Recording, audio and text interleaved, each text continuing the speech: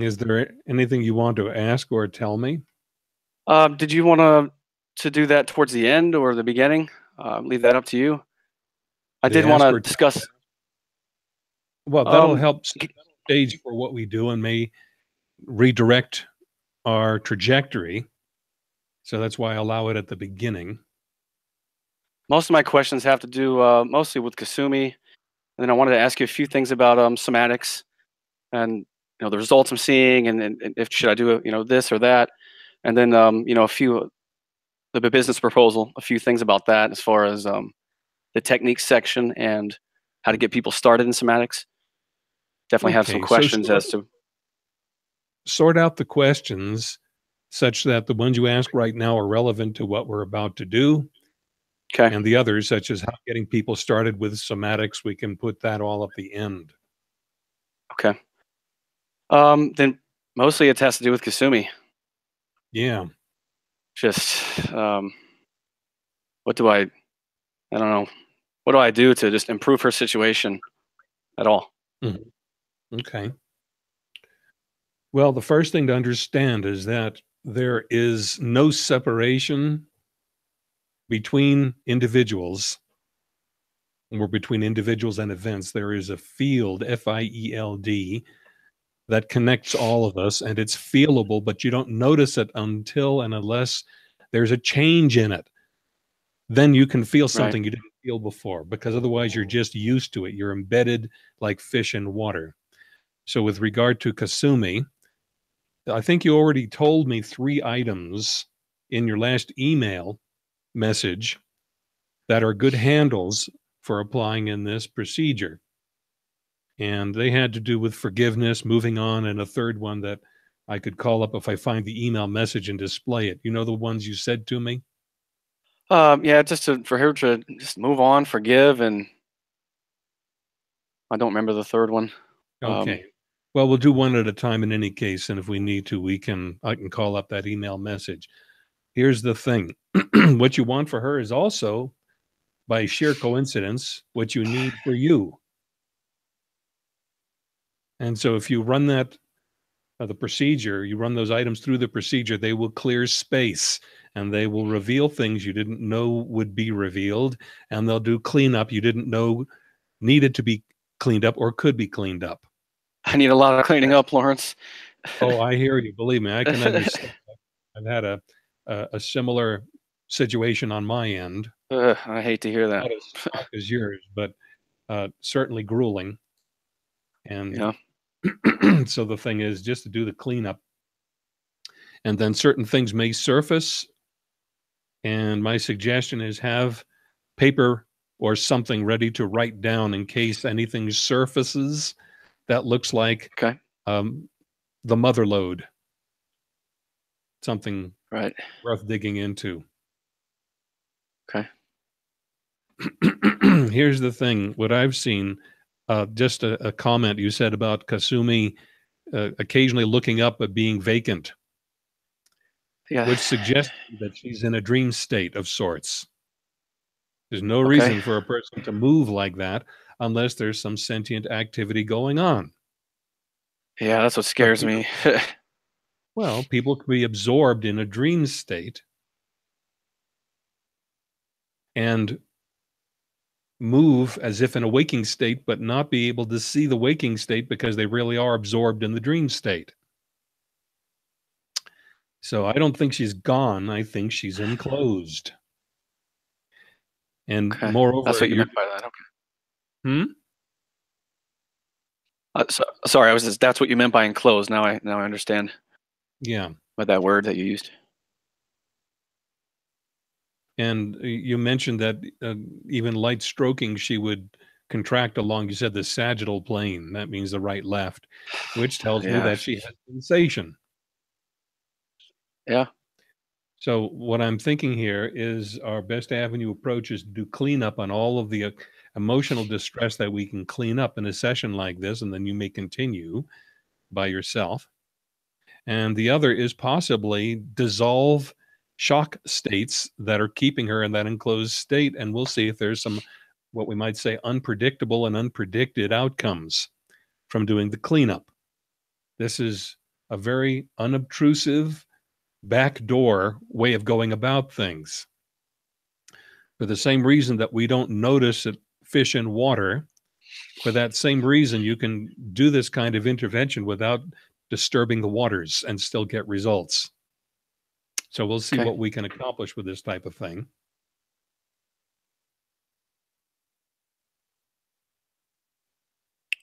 So you talked about, go ahead, sorry. No, your question is up, so bring it up. My question is, I've been doing the gold key release a lot. Yeah. The setup, that was stupid of me for not doing the setup, because you made that pretty clear in the beginning that that was also part of, this cleanup procedure that you're talking about now. I apologize for being a poor student, and whoo, I don't know. That's understandable. But This I is am willing to do. material.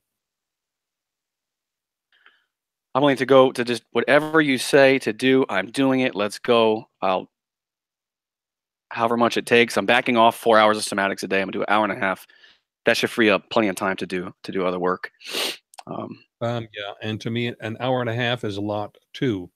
I had my 2 hour a day period back when I was first starting out, and yeah, you can get a lot done in 2 hours, but there's the flip side is you do too much, you get what I call the change barrier, which is like the sound barrier that jets face when they hit the maximum air speed that sound travels.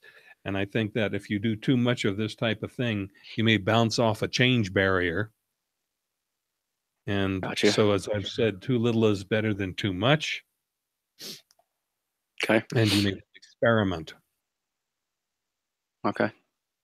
It's definitely working. I mean, I've felt everything you've talked about: sensation, equalization, the cracks, the shifts, the pops, the integration. I've just felt it all. I felt everything except the final, like, a release.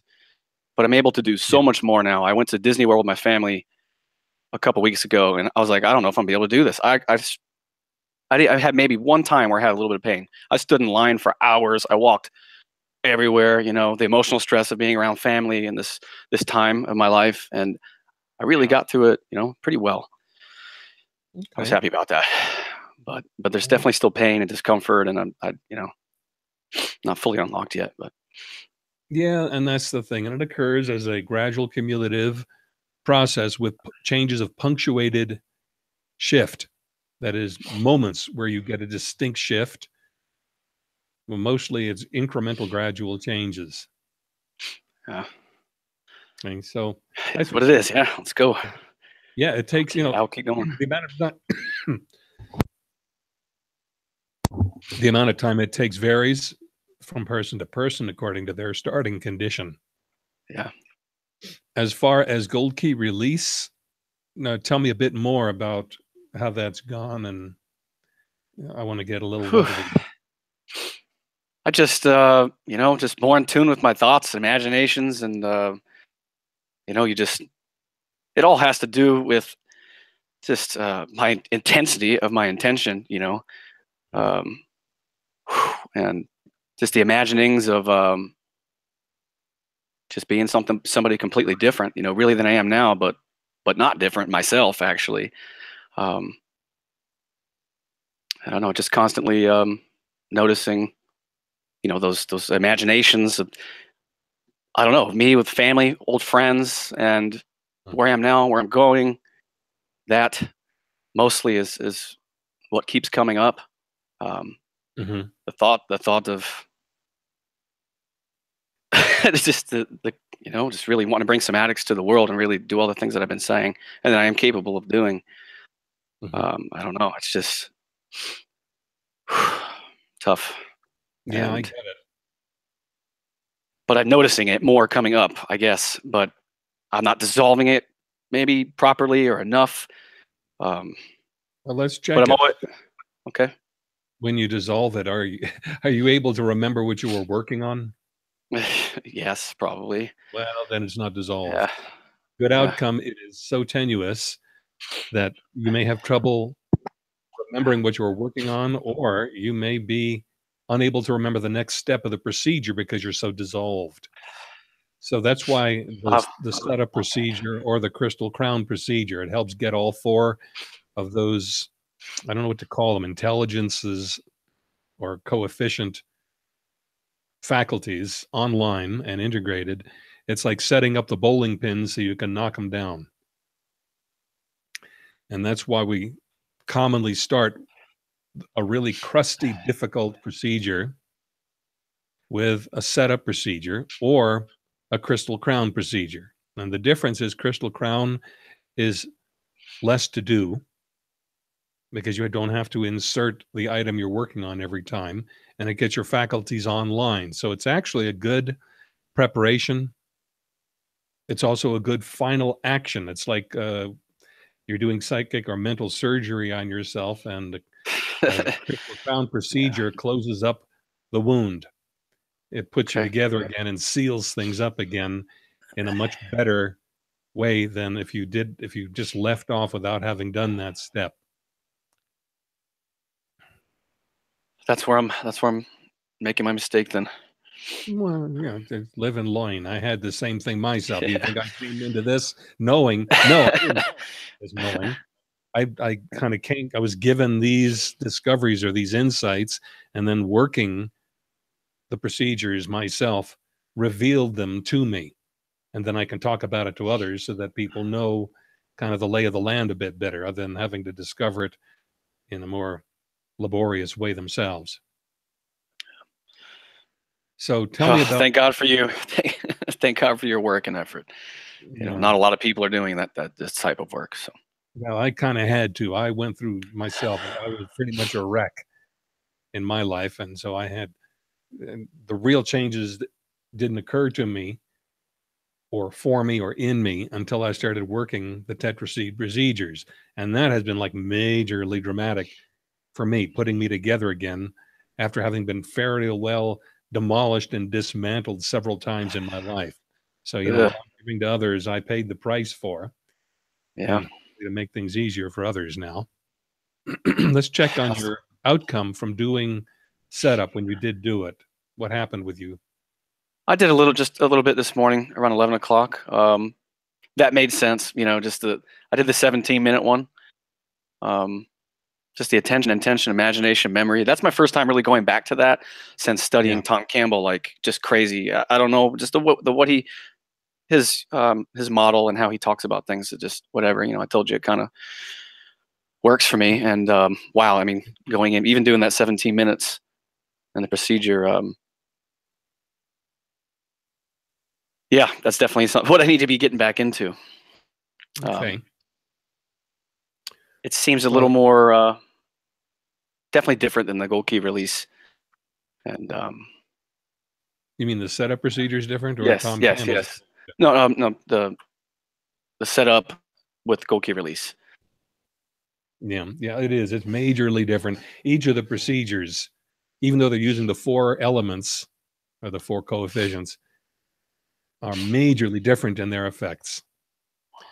So if you're going to work with Tom Campbell's work, it will support you to do a crystal crown or setup procedure immediately before doing whatever he does, because it will support any procedure, any process. I'm not using any of his process. His is just more or less knowledge. The warrior's path is, whatever I've decided to take. That's all I really get from him. I don't get procedure from him.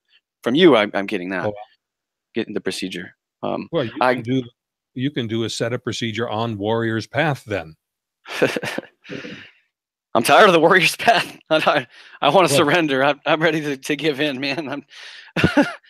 That's a good reason. No more knowledge. That's a good reason to do it, because the first step towards getting free of anything is to integrate it, which means take all of its four faculties, turn them on, and integrate them. And when you do that well, the thing you're working on does two things. It takes on a much more ideal form. And the second thing is it dissolves. It does both. Could use some dissolving.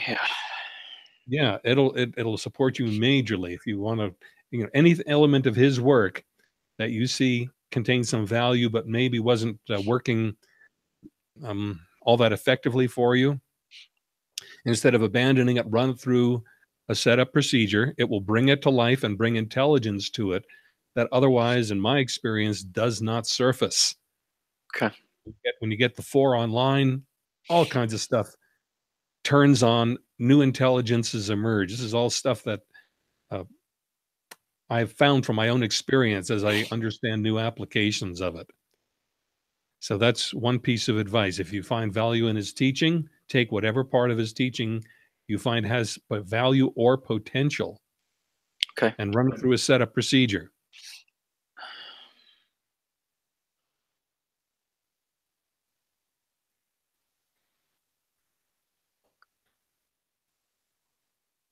Which setup procedure do you recommend? You have several on I YouTube. know it keeps evolving and simplifying, and it turns out, as I mentioned in email, I have a new formulation Okay. which involves less steps. It's lighter to do and quite amply effective. And it's my thought to take you through 2 or 3 of the steps of that crystal crown procedure, that amount, because it takes time to do it, and every little bit helps, and it may be sufficient just to do the first 2 or 3 steps without going through the last step, which is the major integration step, and it gets set up to happen by the earlier steps. And this will be an experiment if you do it for yourself, whether or not doing the earlier steps just starts the last step rolling subliminally and spontaneously, Okay. which I think is what happens, or whether you really need to run through all 4 to get the full potential of the procedure. As you now know, this is still a developmental teaching. Okay.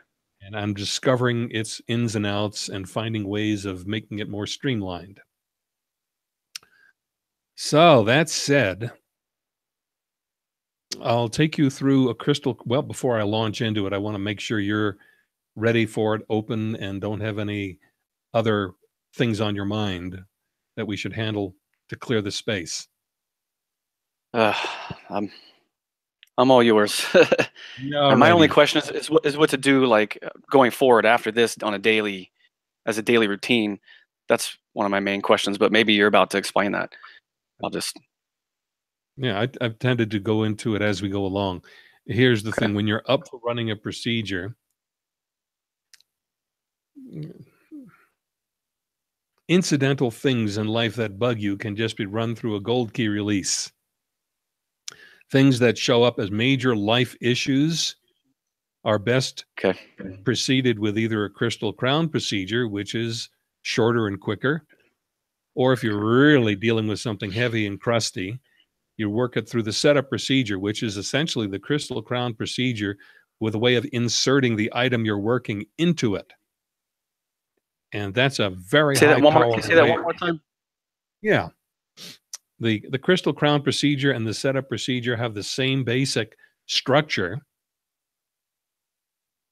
but the setup procedure involves inserting the item on which you're working at places within the crystal crown procedure.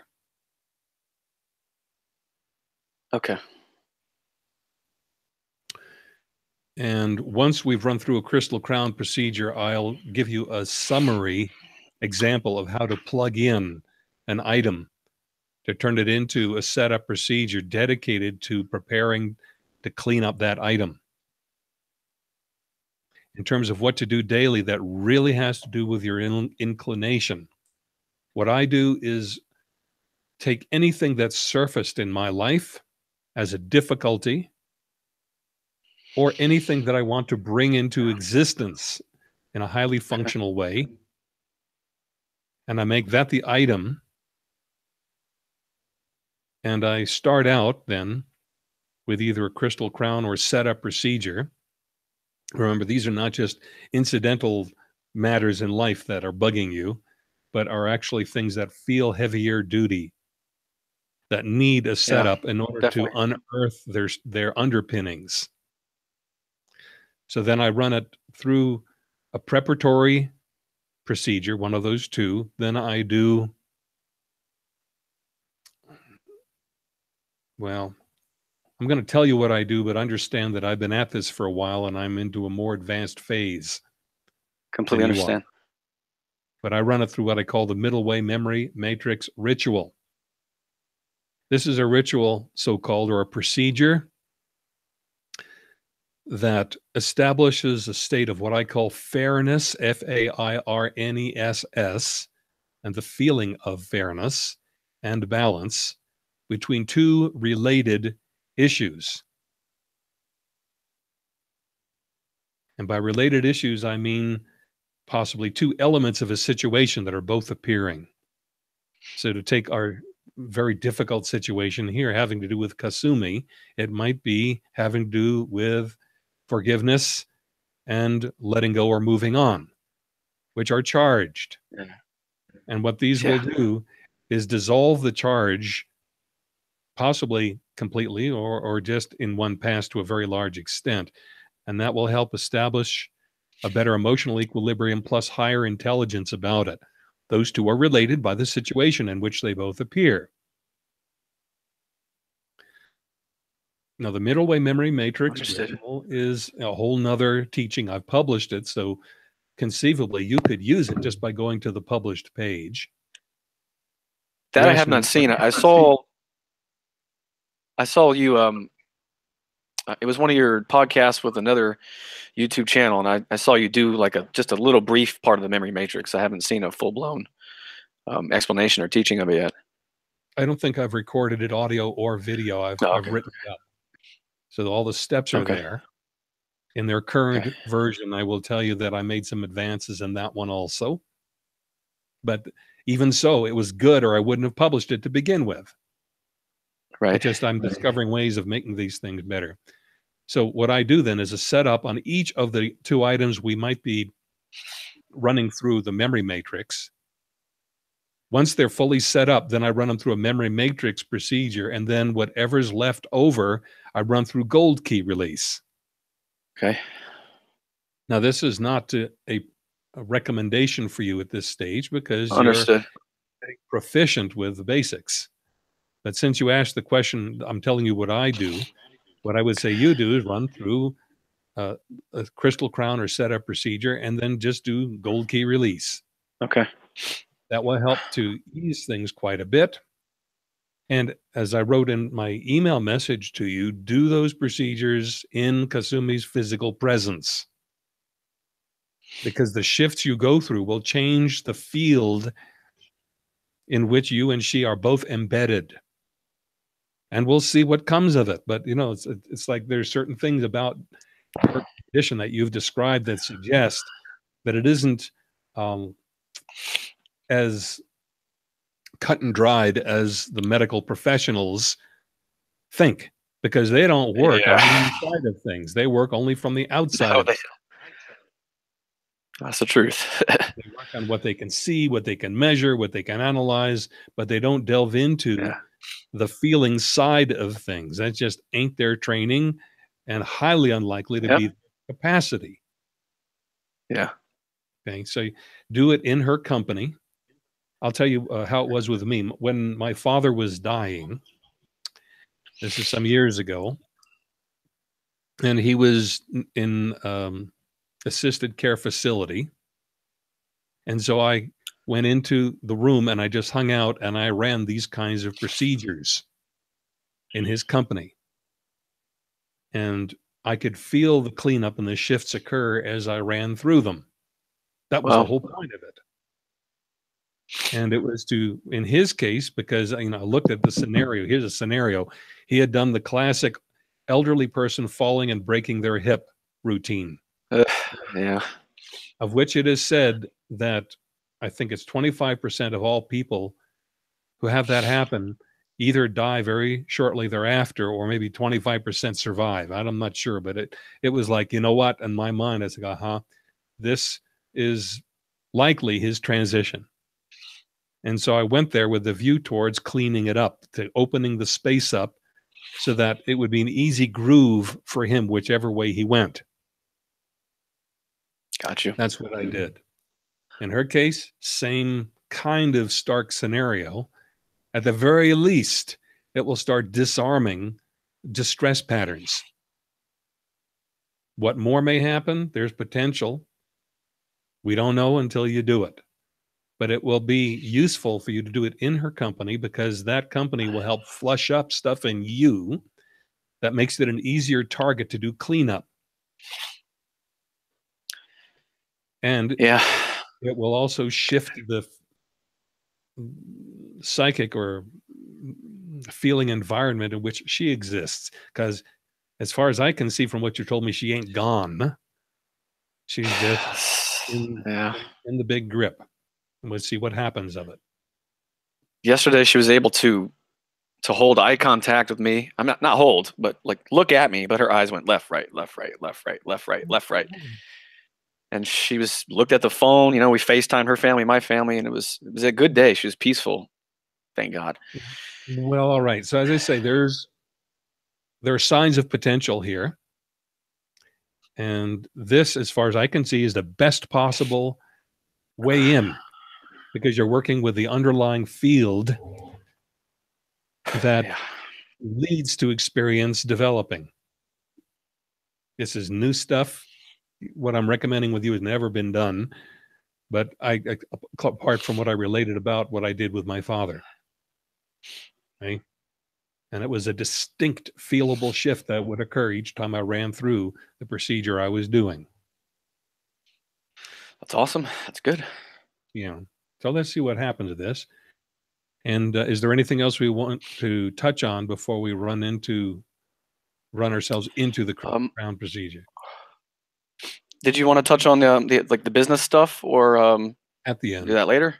Yeah. Okay. Let me see what we've got here. I'm just looking for a timestamp, and there is none provided by Hangouts. This is just for editing purposes. 12:35. Clip Okay. that stuff out. Tell me what time it is. Just It's 12:35. okay. Here we are. Oh, sorry, 10 or 11, 10:35 for you. Yeah. Okay. Or 10. Yeah. This will just make it easier for me to do the trimming. Okay. So here's the thing. The crystal crown procedure is a way of turning on and combining the four intelligences or faculties with each other. The way I work it when doing a coaching session like this is state the words and then have you think them, or if you wish, say them aloud. Generally, I just think them aloud and think them, and it works just fine. And then you'll signal me when you're ready for the next one. Okay. So I'll be stepping you through them. And each step, I'll demonstrate it, and then you do it in yourself and signal when you're ready for the next one. Okay. If you have any questions during, complete a step first and then pose the question. Okay. Heard. There's no way of getting the wrong material to surface. Whatever surfaces is exactly what was supposed to be brought up by that step, regardless of whether it was expected or not, reasonable or not, makes sense or not. It doesn't come up unless it's in there and going on. The purpose of the procedure is to make conscious the stuff that is running on automatic and without conscious awareness. So you can't do it wrongly, except by not doing it at all. Okay. Okay. Let's see if there's anything else. Just to summarize, so don't filter your answers. Take what comes. Okay. Sometimes there'll be a dissolution. Sometimes there'll just be a revelation of the state, the condition. By the way, this is why I finish my procedures with a gold key release at the end, because sometimes the things are just surface, but they didn't dissolve. That's just fine. That's why it's called a setup, because it makes it visible. Okay. Okay. So let's see here. Crystal crown procedure. First, a bit of overview. The crystal crown procedure is called a crystal crown procedure because of the structure that can be intuited when you do the procedure. And the structure is this. The tetraseed, that set of 4 faculties, has 2 sides to it. And it's subjective or internal side and an objective or externally observable side. I'll wait for you to make notes before continuing, although this is recorded. Okay. I need to check one more thing here. Okay, that's working fine. Okay, so the subjective side consists of intending, imagining, remembering, and attending. I'm going to stop taking notes. Sorry. Could you say that one more time? I'm just going to listen. You said it's recorded. I'll just go back and watch it again. Yeah. So intending, imagining, remembering, and attending. The reason it's in that particular order is because it's the order of increasing tangibility. When you merely intend something before it's coming into existence, there's just an impulse. When you imagine it, it starts to take form. When you remember it, it starts to consolidate. And when you attend to it, you're attending to what has become consolidated. Okay. Okay.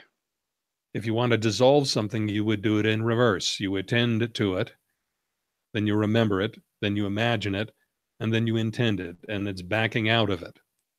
This is an aside for future reference. When you've got some experience, this will become more useful. So that's the subjective or inner side of things. The objective side has to do with activity, existence. And activity and existence go together. They are the external counterpart of intending. When you intend something, it's always an impulse to activity. And the primal activity of all living beings is existence. That goes along with fear of death and everything to do with frustration. Frustration is the inability to bring something into existence. Okay? Yeah. The counterpart to imagining is development and emergence. It's always newness. It's the incoming channel. That's what imagining is. I'm using that word for convenience and familiarity, but it includes everything to do with imagining, with dreaming, with creativity, with discovery. Everything incoming, all newness comes through that channel. And all newness involves development. By definition, if something is developing, it's taking a new form. And emergence, which is the appearance of something newly coming out of the unknown into the known. So development and emergence correspond with imagining. The corresponding external to remembering is persistence and continuation. Continuation is the emerging or incoming process. Persistence is something is sticking around. It's the more memory side of things. Continuation, not so much memory, more on the imagining side as things emerge. So that's the external side of remembering.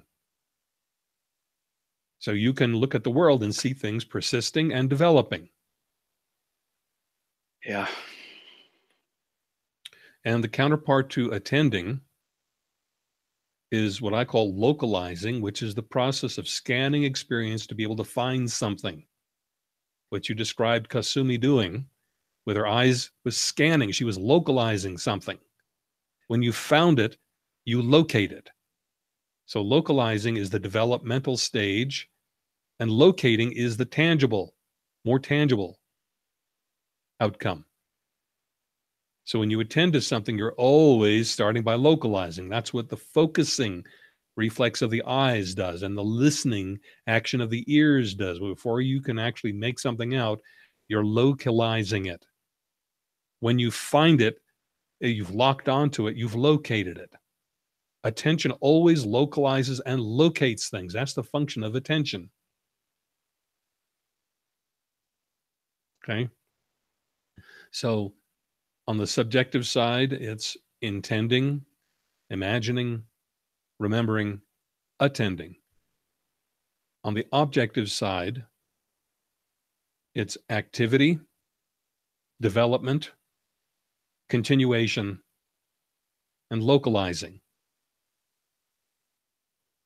That's the first time I've heard that one, so I take a digesting it.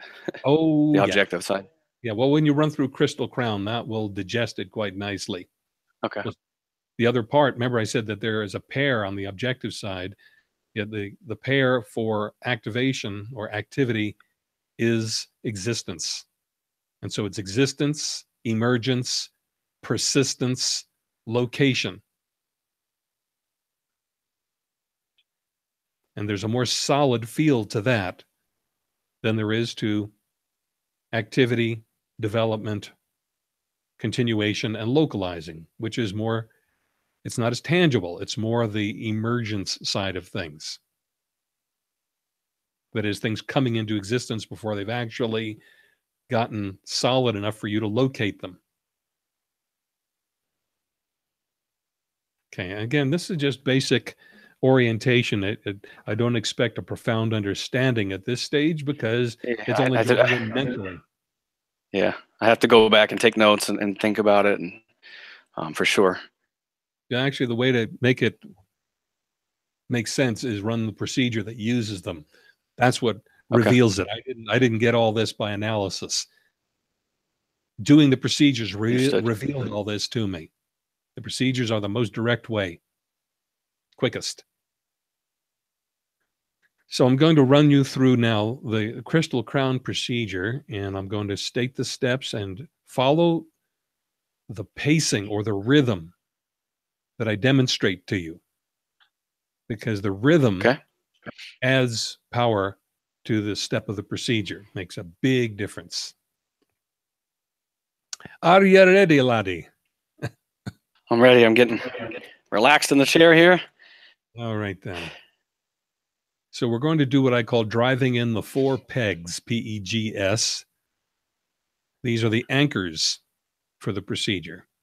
And it goes like this. I'm going to just start out with a little demonstration so you know what's coming. And then we'll put it into actual... Phone's ringing. Perfect timing. Shut up, phone. It'll end here in a second. Be quiet. Oy. Is there a way to prevent that from happening? Yes. I'm just going to turn it off. 2 seconds.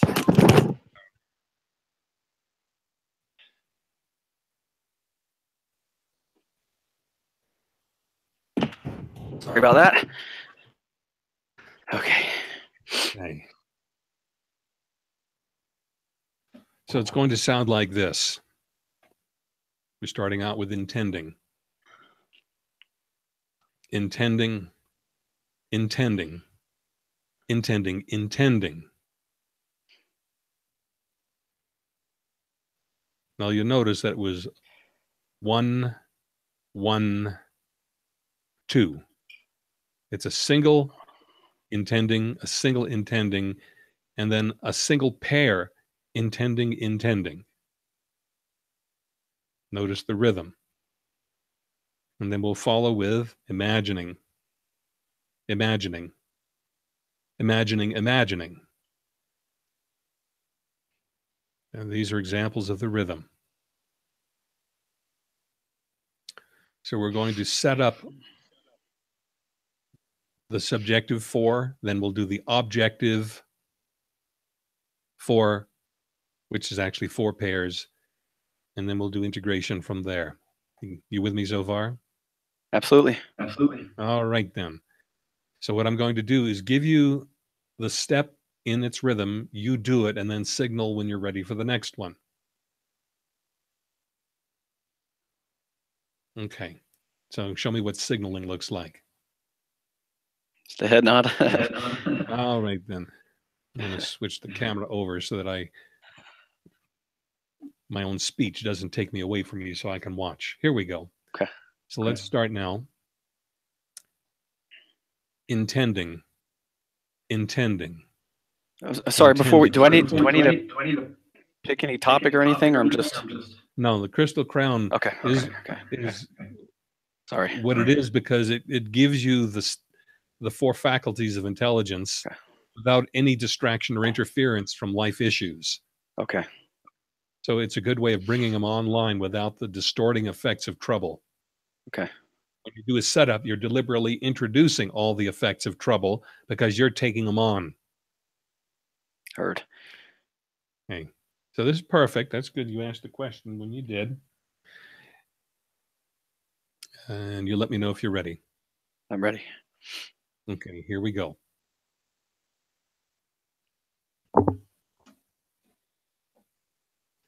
Intending. Intending. Intending, intending.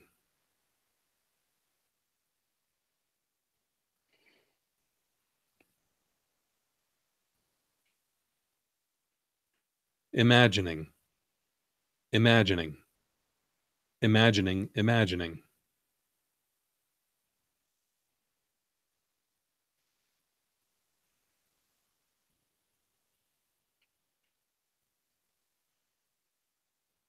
Remembering. Remembering. Remembering, remembering.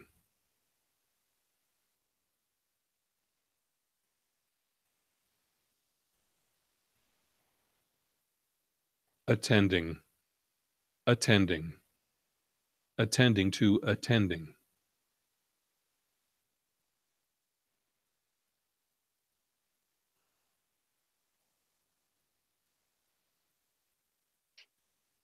Okay, now the objective side. Activity. Activity. Activity, existence.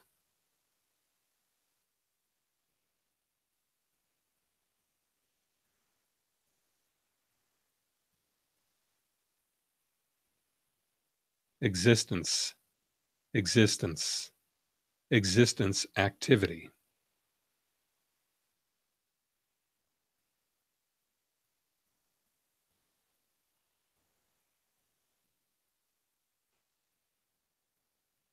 Development.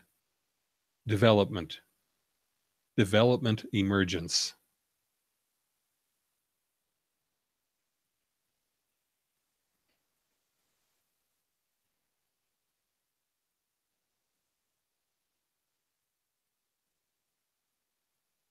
Emergence. Emergence. Emergence, development.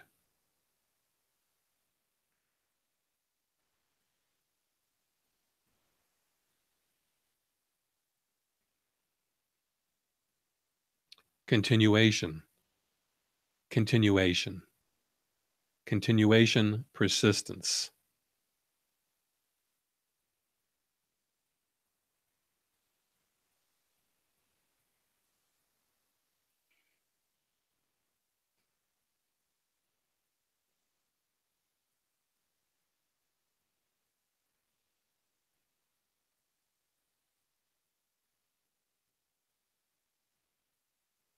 Persistence. Persistence. Persistence, continuation.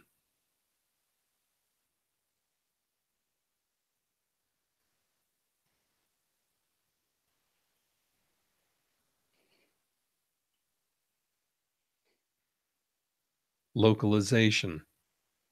Localization. Localization, location.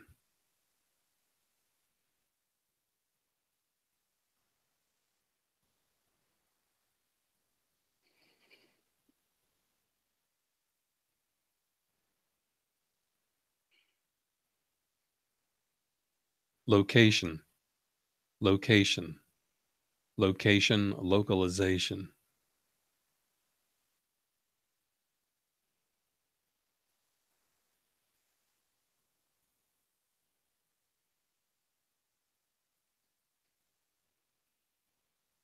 Okay, now we're going to do a different rhythm starting from the beginning. It's going to sound like this. Activity. Activity, existence. Existence. Existence, activity. Activity. So I just want to rehearse that with you. Tell me when you're ready to run it.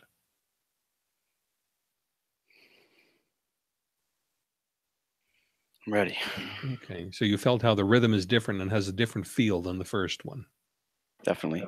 Okay, so let's go for it now. I'll run you through these 4 pairs. I feel more familiarity when you talk about the intention and attention and the memory. The other 4, I think I'm involving too much cognitive kind of stuff in that because I haven't been introduced to it yet, but I'm trying. Yeah, that's okay. Remember I said you can't have the wrong response come up. So your cognitive strain right now is just the junk that's in the way. Don't worry about it. You're just seeing what's in the way of your ability to get a feel for activity or for existence. They're vague for you right now. And this helps to sharpen things, bring things into focus. Okay. So just take whatever you get. It's just fine. You ready? Yes, sir. Yeah, all right then. Activity. Activity, existence. Existence. Existence, activity. Activity.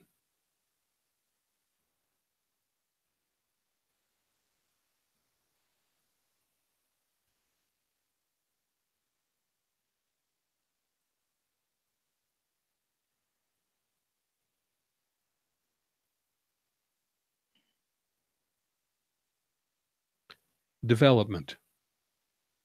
Development, emergence. Emergence. Emergence, development. Development.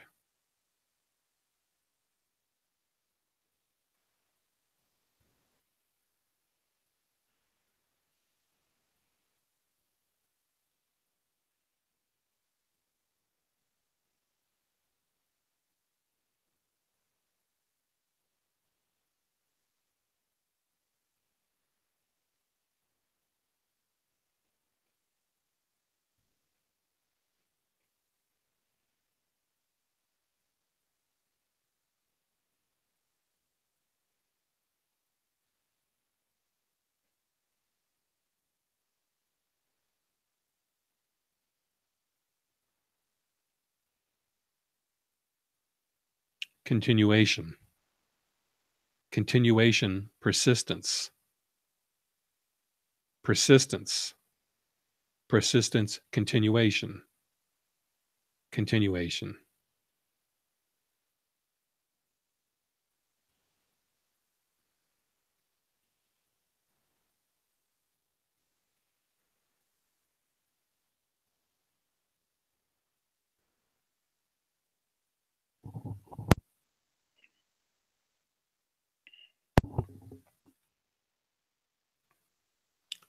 Localization.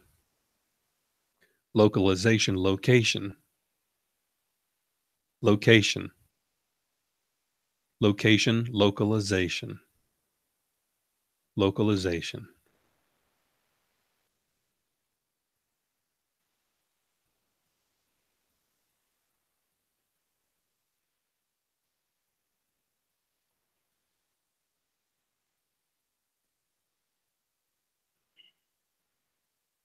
Okay, so that's a second set of 4.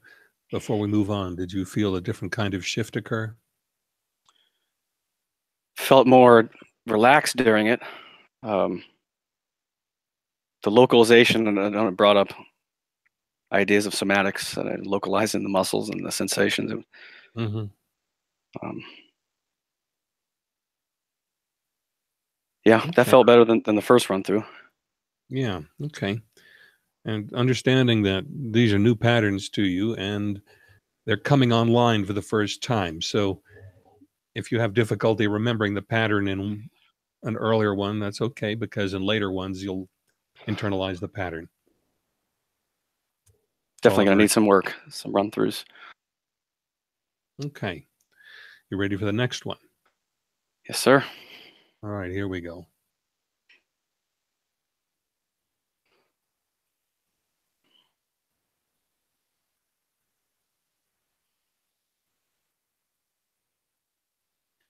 Intending activity.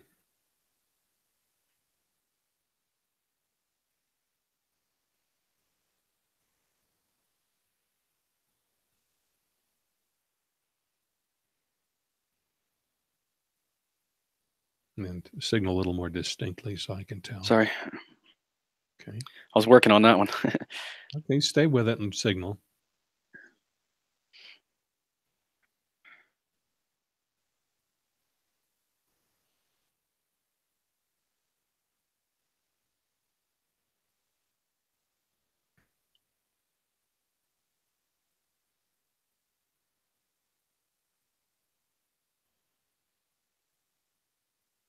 Ready. Intending existence.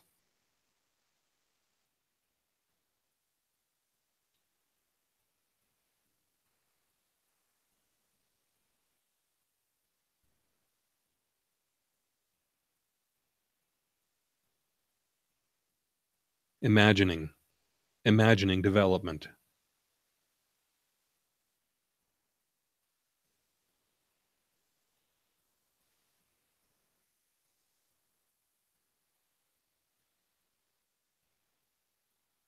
Imagining emergence.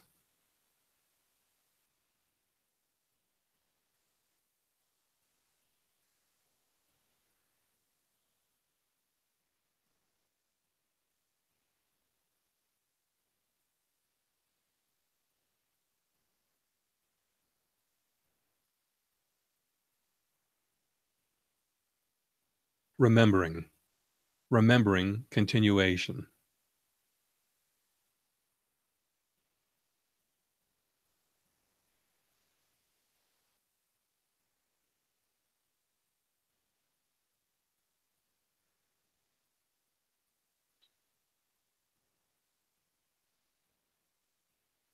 Remembering persistence.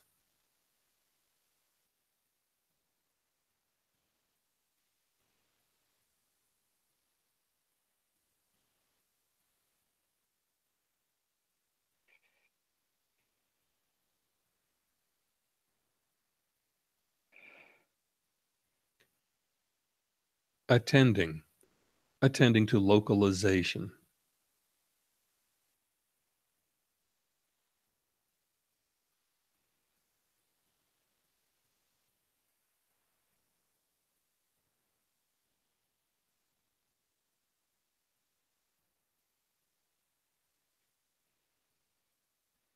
Attending to location.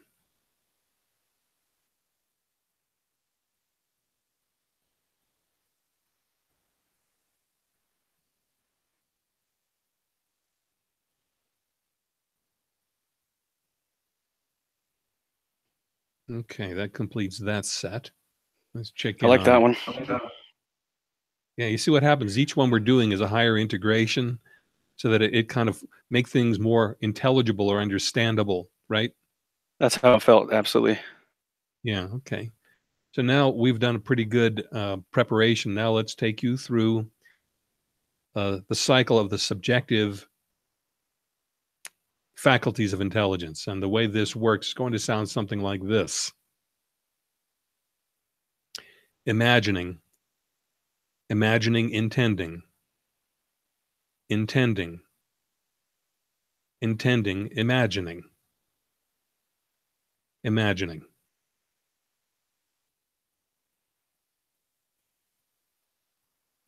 So it's the same structure as applied in one of the other steps, except now instead of linking the similars, intending, activity, existence, all of which are just the subjective and objective side of the same thing, we're now going to go the other crosswise to the integration of the faculties, so that in this case, I just gave you imagining and intending. Okay, so are you ready for this run through? Yes. Okay, here we go. Imagining, imagining, intending, intending, intending, imagining, imagining.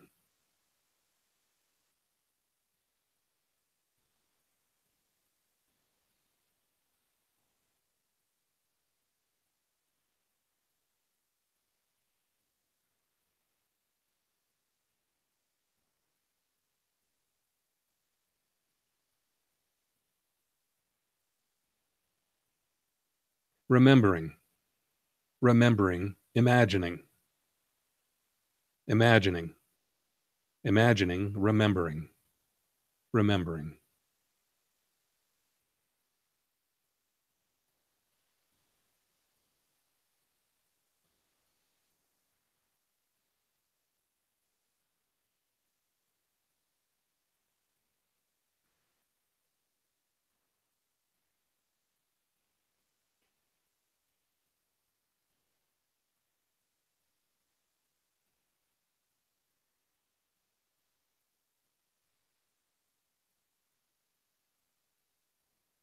And signal when ready.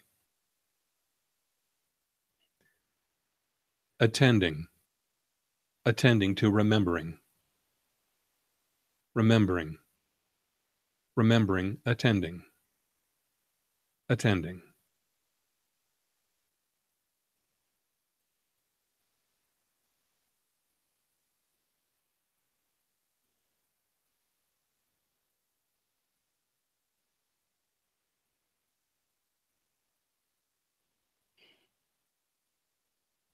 Intending, intending, attending to, attending to, attending to, intending, intending.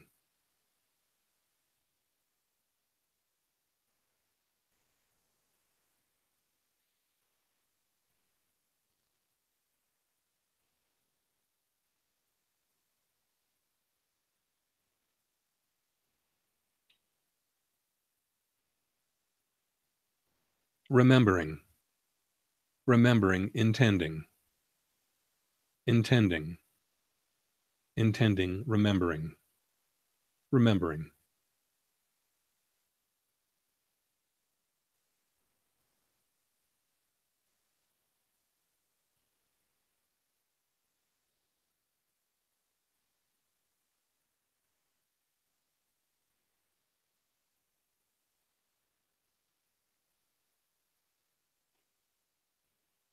Imagining, imagining, attending, attending, attending to imagining, imagining.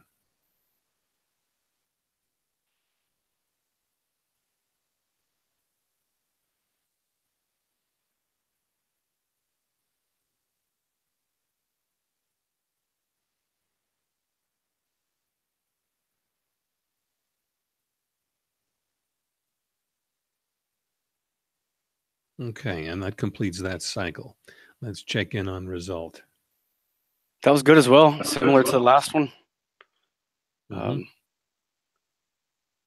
Definitely can see where it's just livening the tetracy. That yeah, it's And it gets deeper and simpler the more you do it.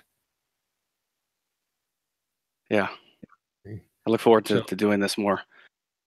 that's about all the time we should put into this. We want to leave you with reserve capacity at the end of this. So, Yeah, definitely feel different. okay. So let's run a gold key release on a, a difficulty of your choosing. You don't need to tell me what it is, but just that you're ready. Okay. Okay. So about that item, feel having it.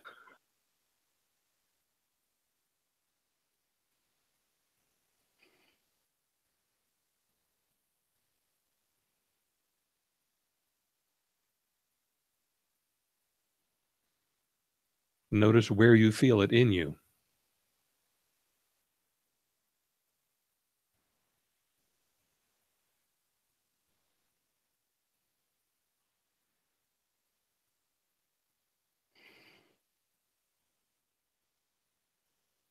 Feel the shape of its intensity.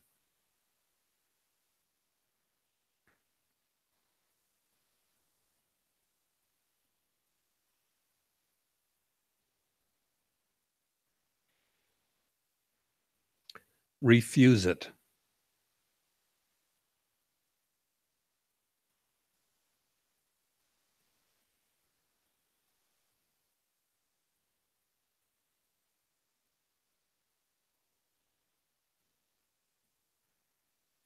Intend refusing it.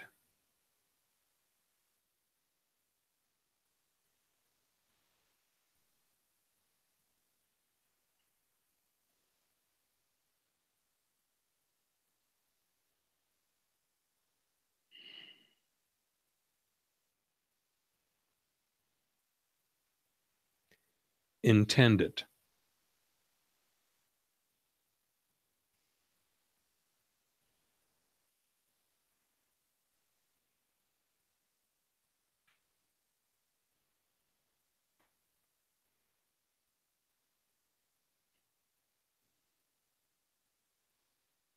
Refuse intending it.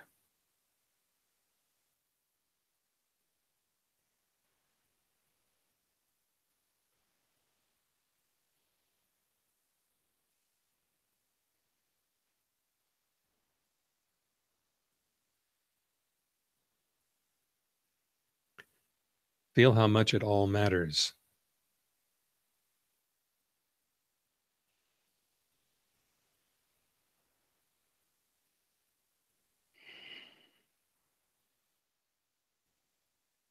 Feel how it mattering involves you.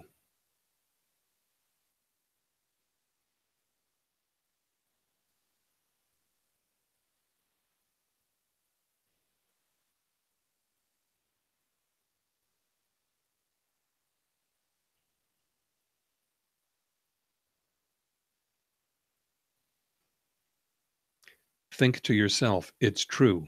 It's true.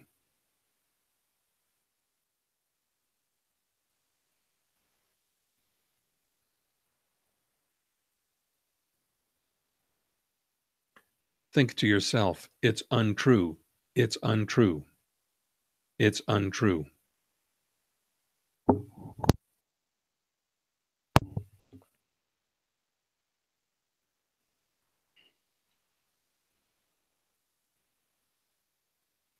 It's true.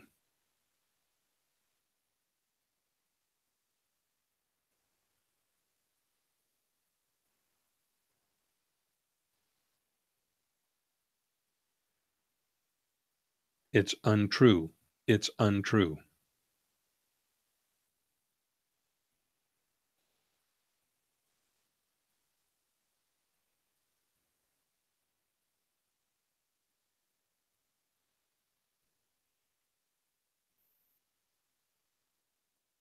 It's true.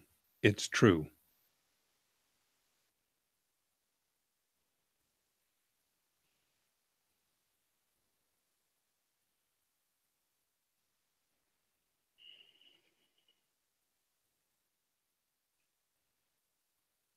Remember the feeling of, it's true. It's true.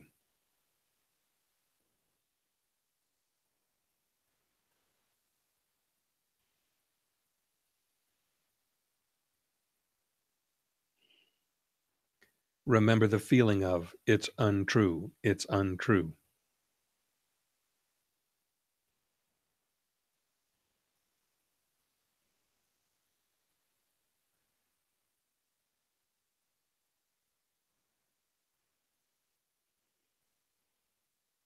Allow how remembering involves imagining.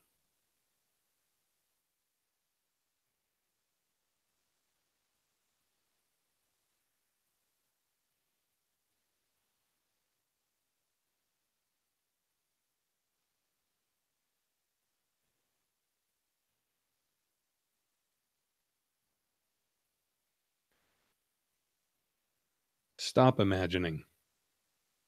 Let it dissolve and dissipate. Awaken.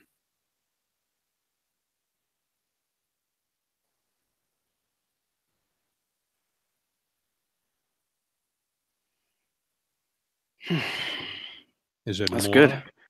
Is it Oh, more, sorry. less, the same, or gone? That felt pretty good. I like the refusal steps that you included there. I haven't done those before. Yeah, a little refinement. So is it more, less, the same, or gone? It's, it's less. So take what's left and feel having it.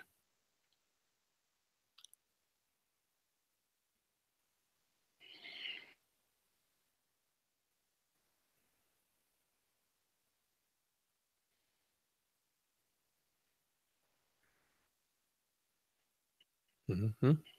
Notice where you feel it in you.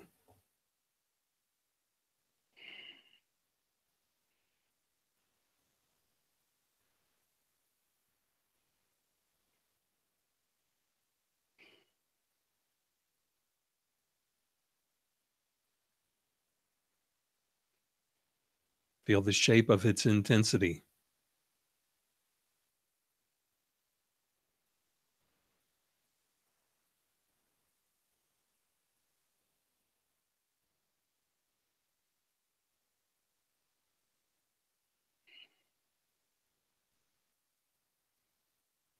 Intend it.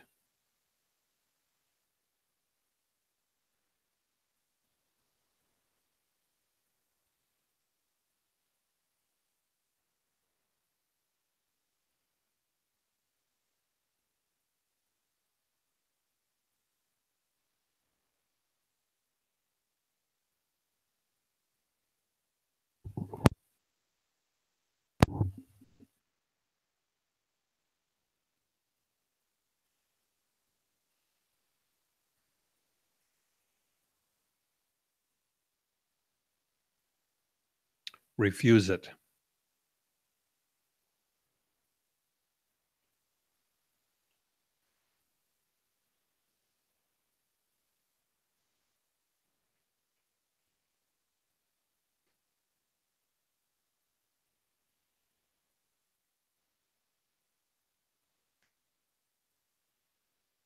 Intend refusing it.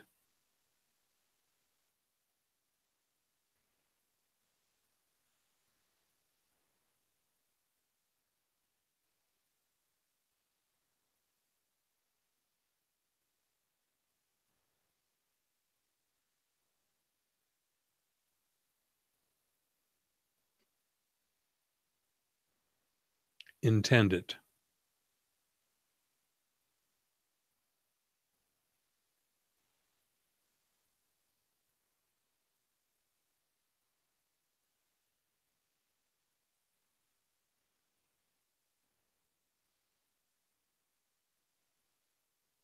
Refuse intending it.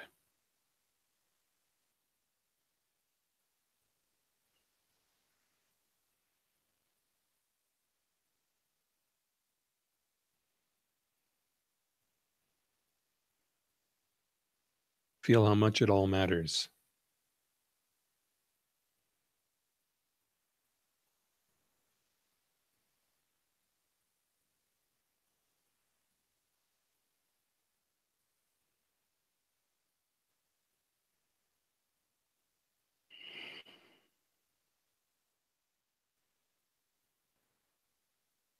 Feel how it mattering involves you.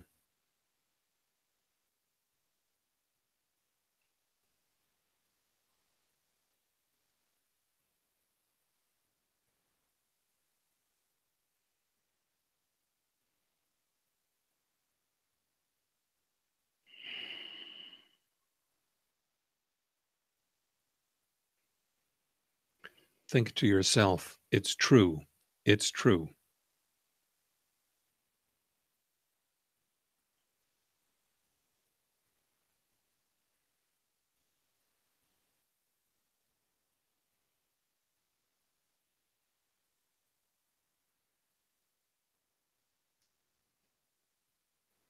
Think to yourself, it's untrue, it's untrue, it's untrue.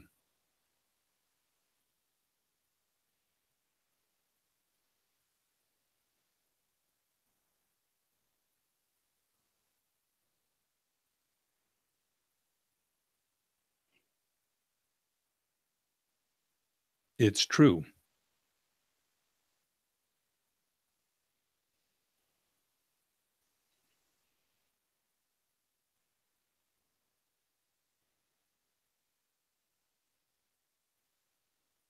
It's untrue. It's untrue.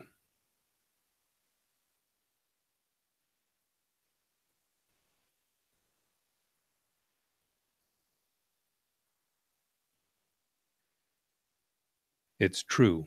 It's true.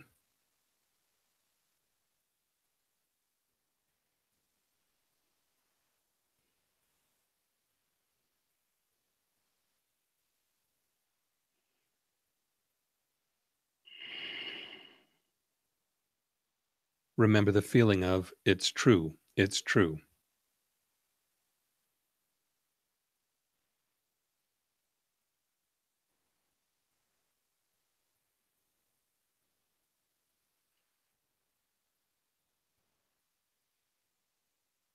Remember the feeling of, it's untrue. It's untrue.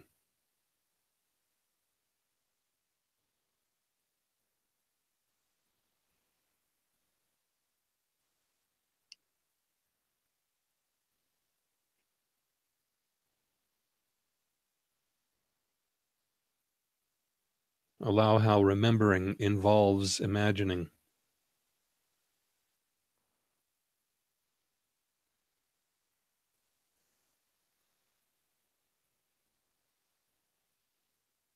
Stop imagining. Let it dissolve and dissipate. Awaken.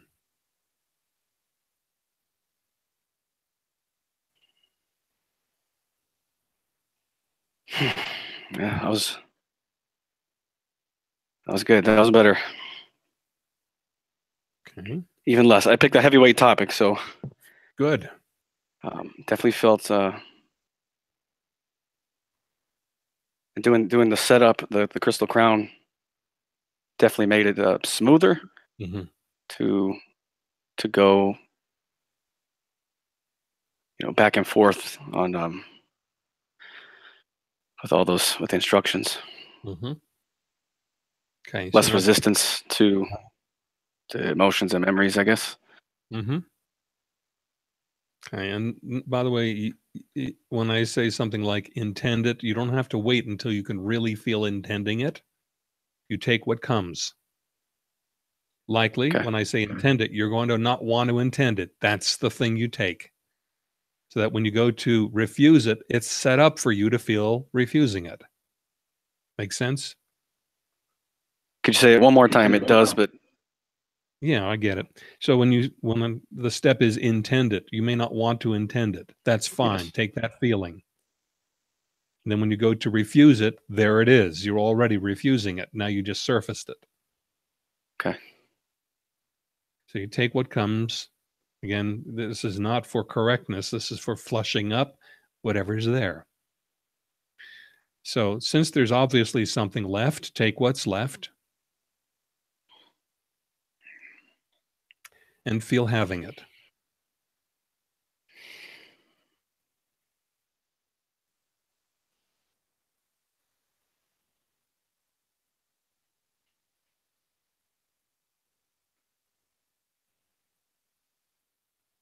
Notice where you feel it in you.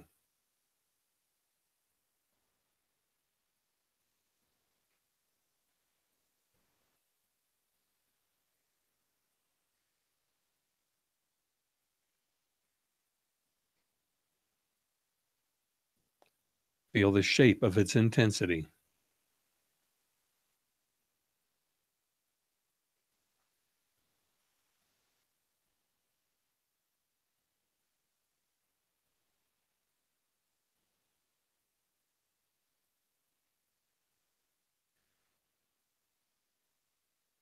Intend it.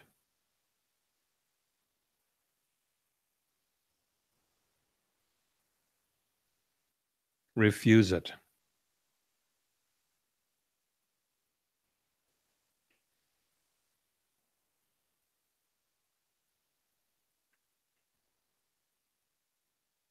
Intend refusing it.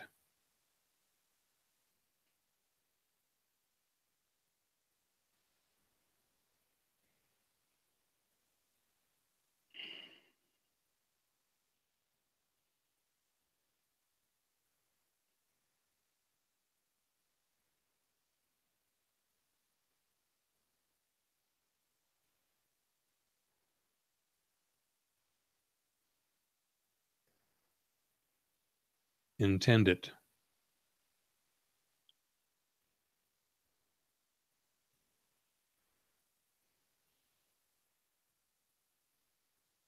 Refuse intending it.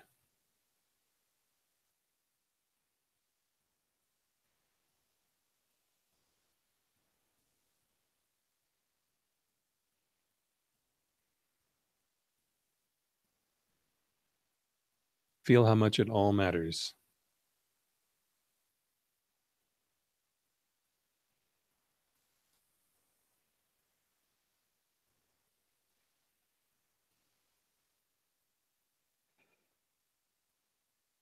Feel how it mattering involves you.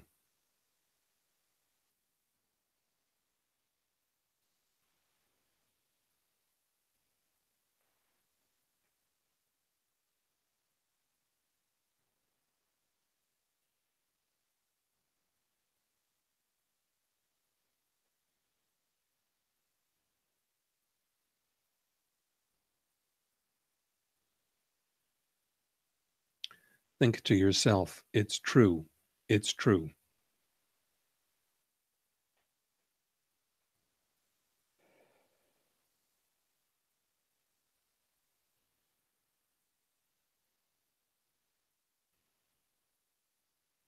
Think to yourself, it's untrue. It's untrue. It's untrue.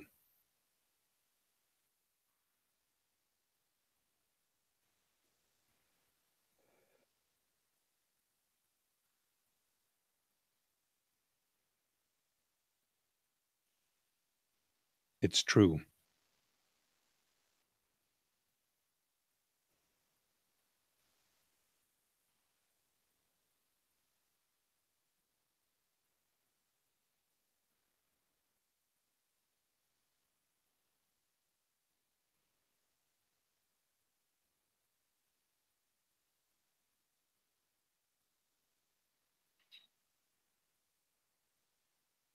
It's untrue. It's untrue.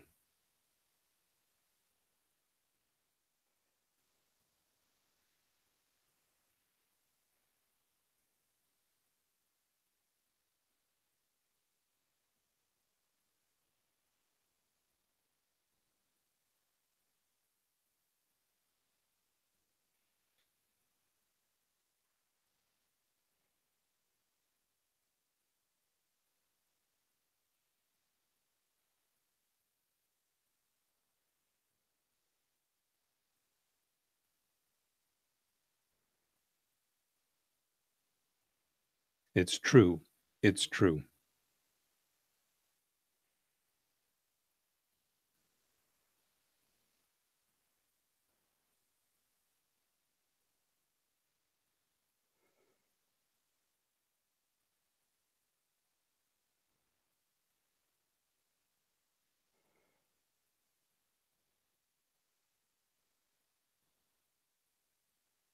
Remember the feeling of, it's true. It's true.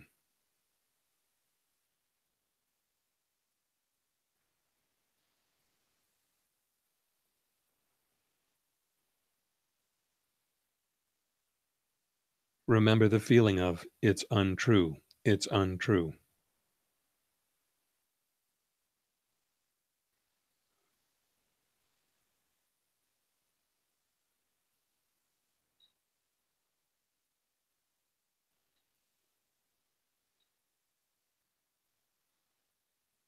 Allow how remembering involves imagining.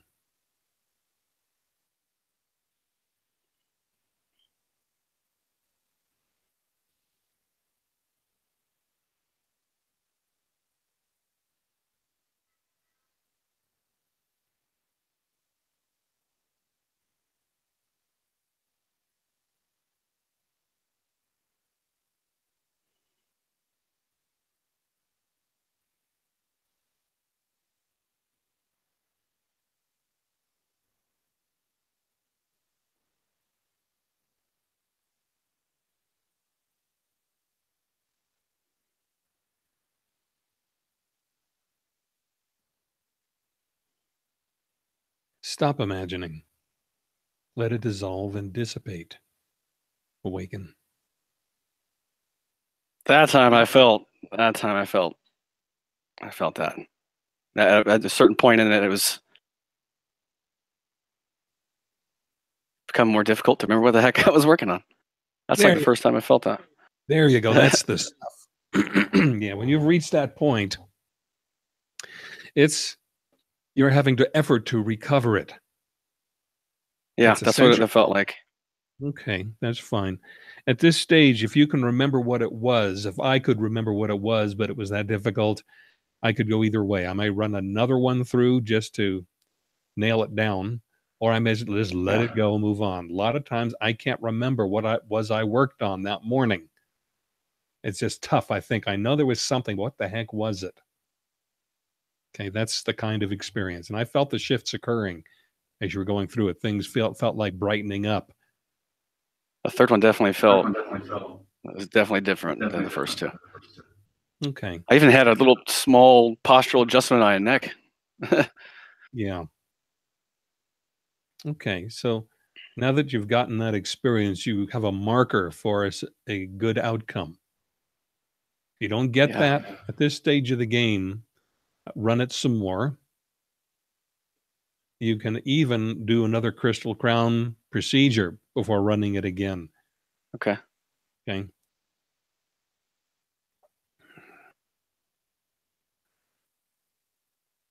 Do you have a write-up of the Crystal Crown anywhere? Seems to me I Not do, yet. but not the current version. The current version is streamlined compared to earlier versions. So Yeah. this is what I took you through is new Okay. formulation. The Okay. structure is identical, but the rhythms are different. Okay. And Yeah. so the answer is yes, and not the current one. You do Okay. Google search in quotes for the term um, crystal crown. It will take you to what I've posted. It will rank it. It'll show it on the Google Okay. results. Good. Good. Okay. Awesome. But I'll watch this several more times until I get a better flow, especially with the Crystal Crown. And you did a few different things there with the goalkeeper release as well. Yes. But Yeah. that was good. Yeah. Okay. So far, so good. Again, the rule of thumb is if it bugs you, it's worth running through the procedure. Right.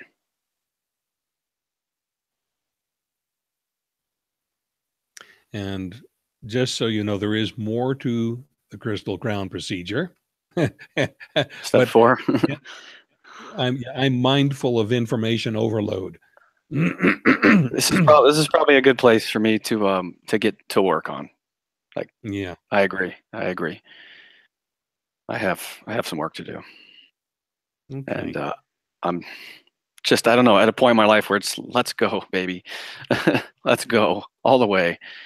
Um, Uh, enough is enough. No more pain. I hear you. Believe me. Uh,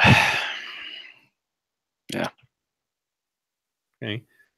So you work with what you've got so far, and when you're ready for more, we can set up another occasion, and I'll take you through the next step of the crystal crown procedure. Okay. Seems to me there's only one step left. It is a biggie. It's got a lot more steps than the others, Okay. which is why I didn't take you through it this morning. A learning curve should be honored. Yes. Okay. And as long as you don't go bananas the way I do and and go after it, pushing to the limit, better My personality is a lot like that, so it'll probably happen. yeah, well, you'll know by practice when enough is enough and too much is too much and yourself. These transformative procedures are high caliber, heavy duty tools. And in the very beginning, we're just doing things like turning on the basic 4 faculties, bringing those into focus. Once you've got that going, you're better equipped to do more. Yeah. In the beginning, you did just fine.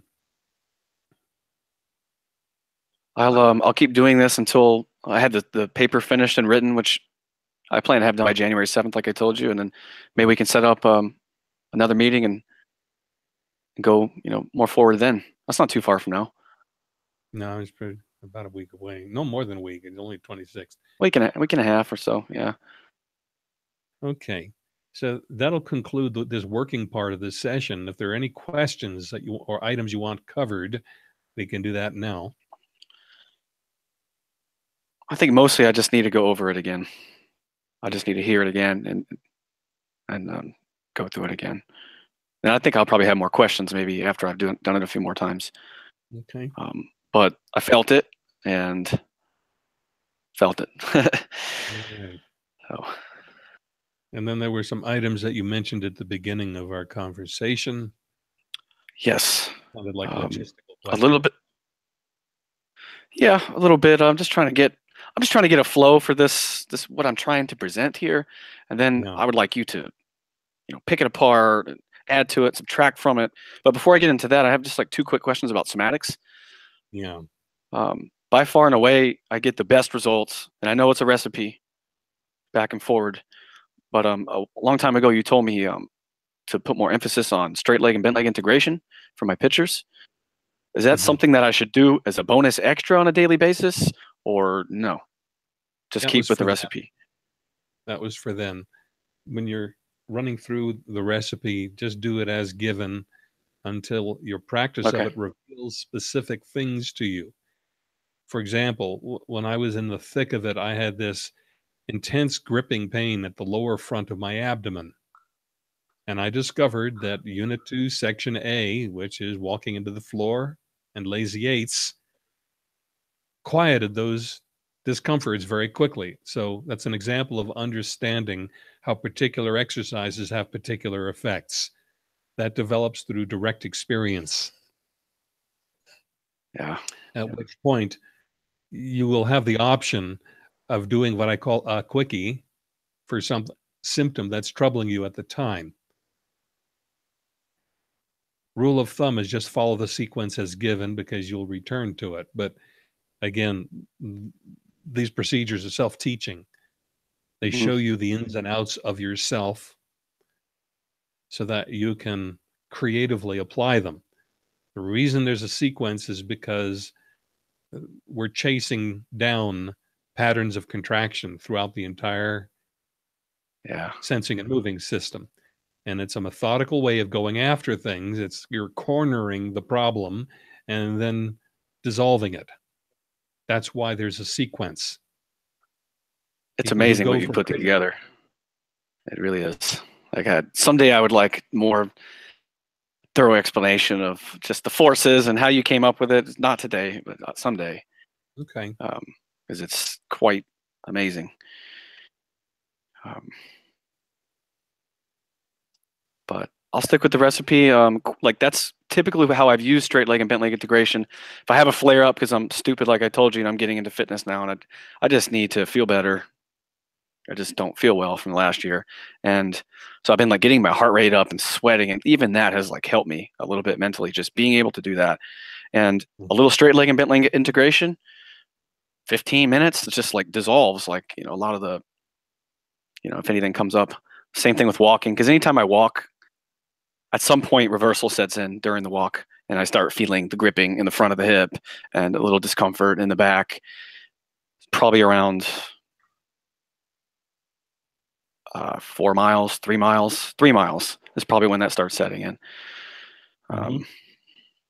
But anyways. Okay. So when that happens, are you doing the power walks or just kind of I mostly walk, but I do the power walks, but I'm not, doing them for an extended period of time. I just do 10, 20 reps, 10, 20 reps. Then I go to normal walking, then 10, 20 reps. That's kind of how I've been using that. Okay. But I definitely feel cracks and shifts. If I start feeling a tightening up, I'll go, all right, let me do this. And then all of a sudden, crack, crack, crack, then I'll go another half mile or something, or a mile, and maybe a little tightening up, do it again, crack, crack, crack. And then at some point it stops working. Doing that just doesn't produce. I think you may be doing too much. Yeah. Too much walking. Yeah. What you might want to do is divide it into smaller, multiple walking sessions. Okay. Yeah, I'll walk for an hour instead of the craziness that I've been doing. Oh, Just God. an hour. That's When I was doing it, it'd be like I'd say a 20 to 30-minute walk, or even 40 was a lot. When a person's in the thick of this condition, a lot of walking. I know your reason is to get your heart rate up and sweat and do some cardio. That it maybe divide it up so you get multiples, because studies, in case you haven't been acquainted with it, I imagine you have, interval training, yeah, the high intensity. 10 minutes of high intensity is plenty, because you get a momentum, so to say, or a continuation of the physiological state after you've quit. So if you do 10 minutes, it doesn't end after 10 minutes. Your physiology has been altered for a period of time after that without having to do this protracted exercise. Right. That's the thing they've discovered. So that's why I say that in the program, 5 minutes is good, 10 minutes is better, but that's 10 to 20 minutes is about sufficient for this kind of a thing, for the purpose of integrating the changes of the program. Right. I just at one point you said somewhere down like that more is better, of a longer walk if you could. Yeah. I didn't count on people. I took that out. I took that out of control. Well, that's. I was caught flat-footed on that one. I didn't know that there would be people who would. I should know better, because I know that runners, particularly runners, marathon runners, they're just disregarding their sensations and pushing. And even though I say never inflict pain on yourself, which also pertains to the walking after, like if you're getting uncomfortable, you did too much, the guideline is never inflict pain on yourself, never cause yourself to cringe. And this is what's happening. If you're getting symptoms resurfacing, you're working through cringing. Not advisable. It doesn't further the change. Yeah. Okay. And then, but if you do shorter multiples, then I think you can do it without inflicting the cringe response on yourself. That's what I'll do. I'm trying to stay out of the sun because the sun's been destroying me from all the walking. So I'd gotta get up early and go out at night and early morning. It's hot down here in Miami. Oh, Miami. Did I tell you I grew up in Miami Beach? You did. You said you lived in Hollandale or No, I lived in Miami Beach. My grandparents lived in Hallandale, they lived in Sunny Isles at the time. That's what it was. Yeah. But the sun down there and the humidity is intense. For my part, yes, it is. Is I put on a coconut oil cream. I can tell the difference because when I don't apply it and I sit in the sun feels sharp on my skin. And if I put on, this is a coconut oil based cream, Trader Joe's. You have Trader Joe's where you are? I've heard of that name. Yes, actually, I think we do. They have a good product. It's a coconut oil. I'm not sure if it's called a sun cream, but it comes in a cylindrical canister. It's thick and it goes on, and it's quite adequate for blunting the sharp effects of sun. Got you. Good for the skin too. I might need that. I just bought like an aloe organic thing that has coconut oil in it, and I've been using that just the last few days, and I feel like it's starting to help. They said it takes time. I don't know. We want to talk about before we quit for today? Yes, you're a busy man. Just like a quick kind of overview. I want to get people into these techniques, and obviously I'm a one-man show with this presentation that I'm trying to put together. I'm trying to keep it under an hour each, 30 minutes preferably, so I can't go over every possible somatic technique, but I want to hit the core. So obviously the basic stuff is getting relaxed. The slow over tightening, that paying attention to that initial sensation of initially moving, scanning the body for extra tension that you're having elsewhere besides the movement that you're doing. Slowly relaxing, the melting word that you use. So we're looking for contrast, and people totally relax. the equalization technique. And then after that, like you have so many other techniques, and I definitely want to do, when I demonstrate these techniques, one simple somatic exercise and one complex one, so they can really see that it's totally different than anything they've ever done. Do you have recommendations for which exercise I should use? And whenever I get into the advanced techniques, should I just pick one, like the diamond penetration that you talk about, where you use movement element 1, pulse it twice, movement element 2, pulse it twice, equalize, pulse them, then add the third one, or is that just too much? But I want them to really get an understanding that they've never done this before. Okay. That's So a lot of first questions thing to is one, I know.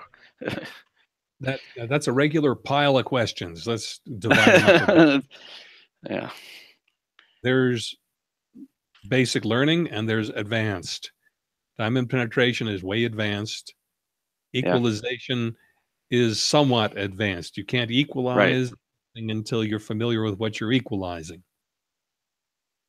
So the movement elements in the basic exercises, say of the Myth of Aging series, which is also known as the cat stretch exercises, also known as somatic education exercises for neuromuscular stress. This is the basic material Tom Hanna gave us. Yeah. Good place to start. If they have back trouble, their back will feel better just doing the basics. The other techniques are for people who have already gotten familiar. It's not to make them familiar. The basic exercises are sufficient and produce enough results. So that's what I should, that's about people getting started with it? Yeah, people just getting people acquainted.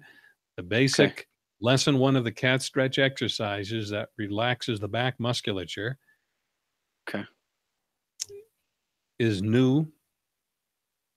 It's a bit more complex than, say, the athlete's prayer for loose calves, which is another good starter. It's simple, and it shows people the superiority of pandiculation over stretching.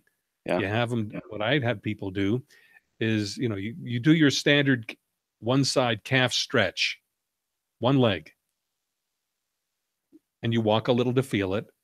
And then the other leg, you do the athlete's prayer, which is pandiculation, and compare the two sides.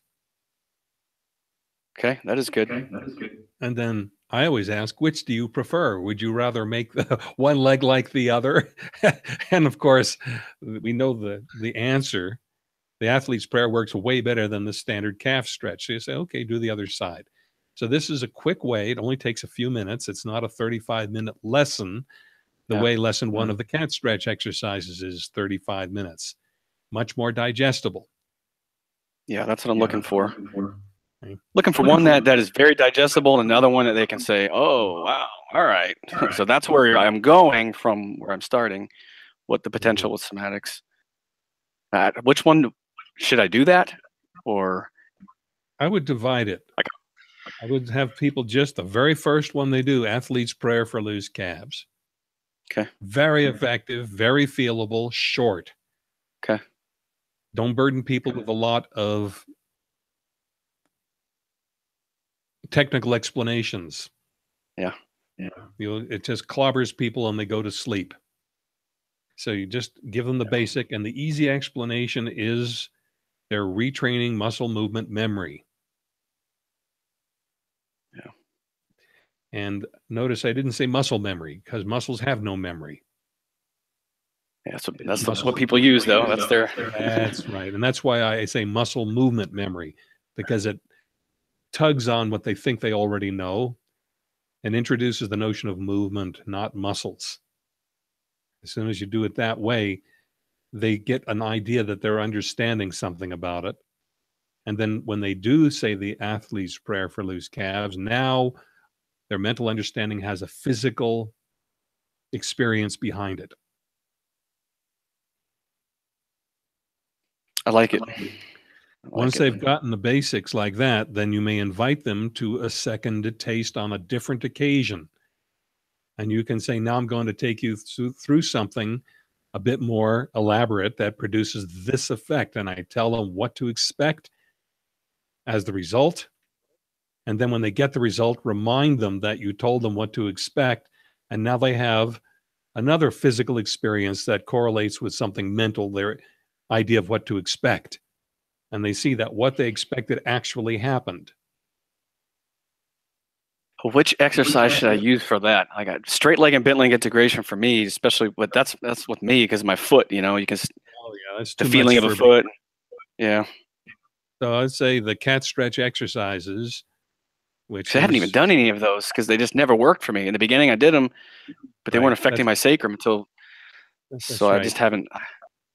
Twisted sacrum, although extremely common, is a difficult condition for which this special program was necessary. But when you're doing a public exposure, Yeah. you're going to get a certain number of people who have a twisted sacrum. It's not going to do much for them, and you may need to tell them. Exercises have specific effects. They don't affect everything. They affect what they're supposed to affect. You've got a difficult condition like a twisted sacrum, there's a program for it. Don't expect this to do that for you. It will not correct a twisted sacrum or reduce its symptoms. You need the correct exercise for that. But back trouble is so common. Yeah. Tight calves are so common that you'll get a high percentage of people who immediately get relief.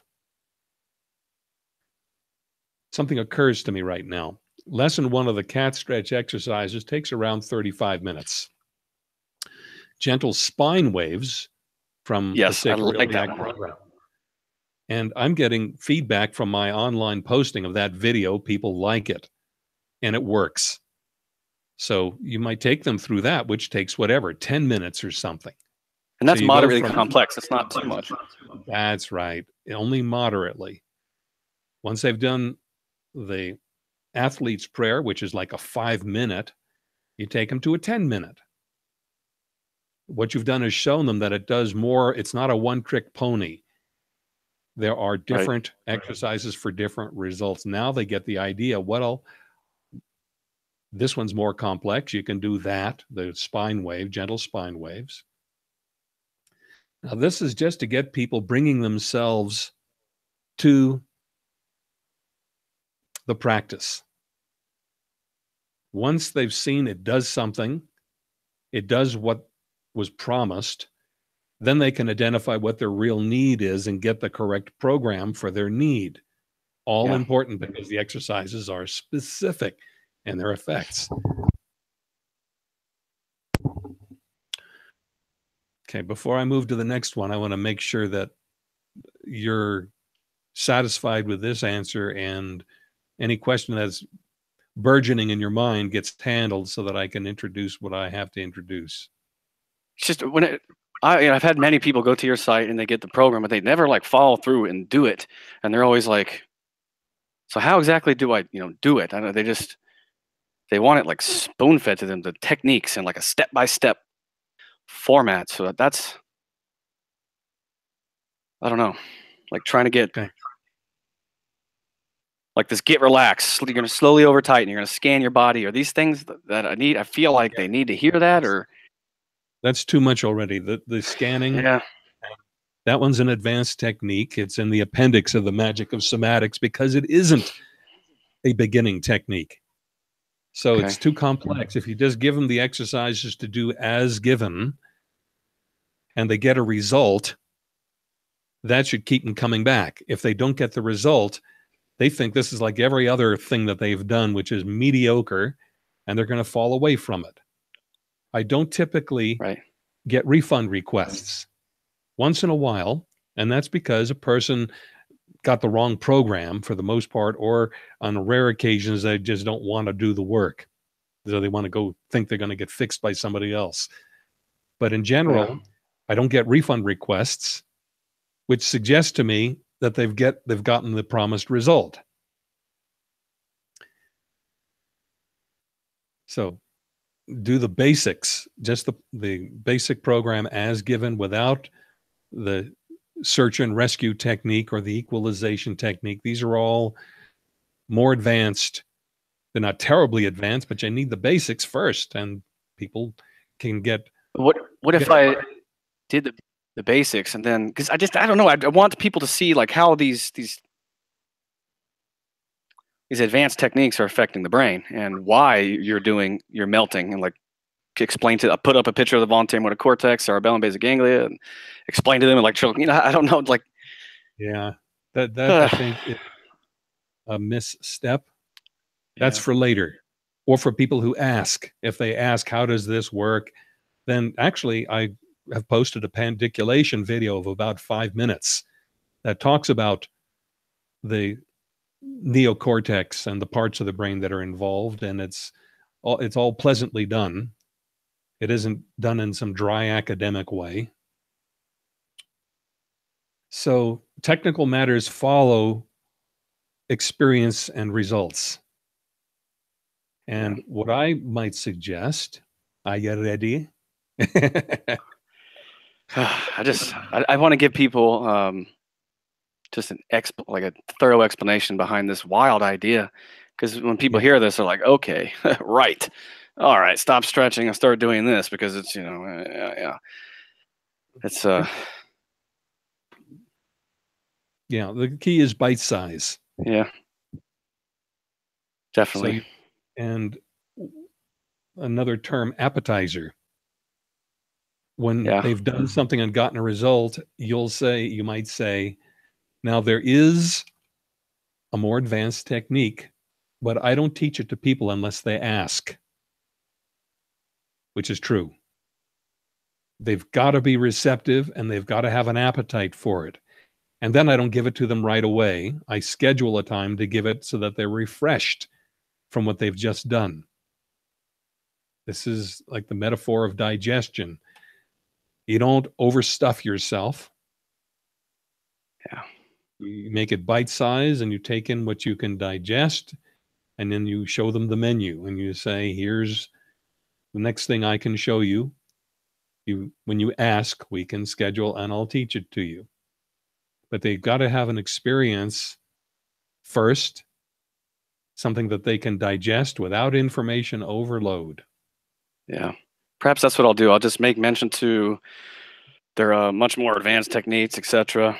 Um, coming in an upcoming video. I don't really, not trying to sell anything here. I'm trying to get people on board Yeah. with this idea and get them understanding it. And I have some people that have some money, and I've talked to them a little bit about somatics. But once they really get a full demonstration explanation, like an hour long, kind of almost business proposal in a way, I don't know, something could happen. So I feel like we just need some CGI videos and get some influential people on board and get this puppy moving.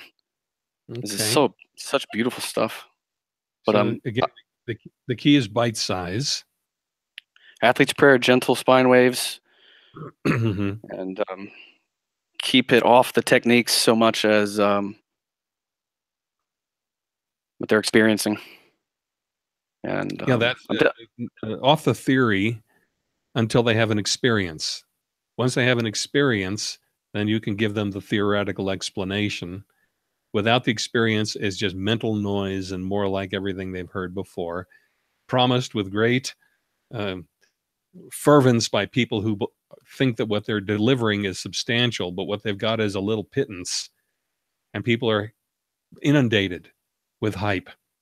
So better to give yeah, them a taste, a digestible amount, and then offer the others. That means the advanced techniques and the body of theory after they have a tangible experience. I know there's another topic when you're ready, and I'll wait for you to tell me. I think that's what it was about, getting people started with somatics, and you kind of already explained that. You start off with the cat stretch series, and it's anything for the back, really. Right. That's a good one Back, because, hips, spine. okay, now you've talked about doing CGI, and that is labor intensive. Yeah, And it we're gonna need depends a lot of money. a lot of money, and it depends upon the expertise of people who are showing it. And unless they've done somatics, they don't get it. They're not going to understand that the slow release is what they're wanting to show. The contraction is a setup.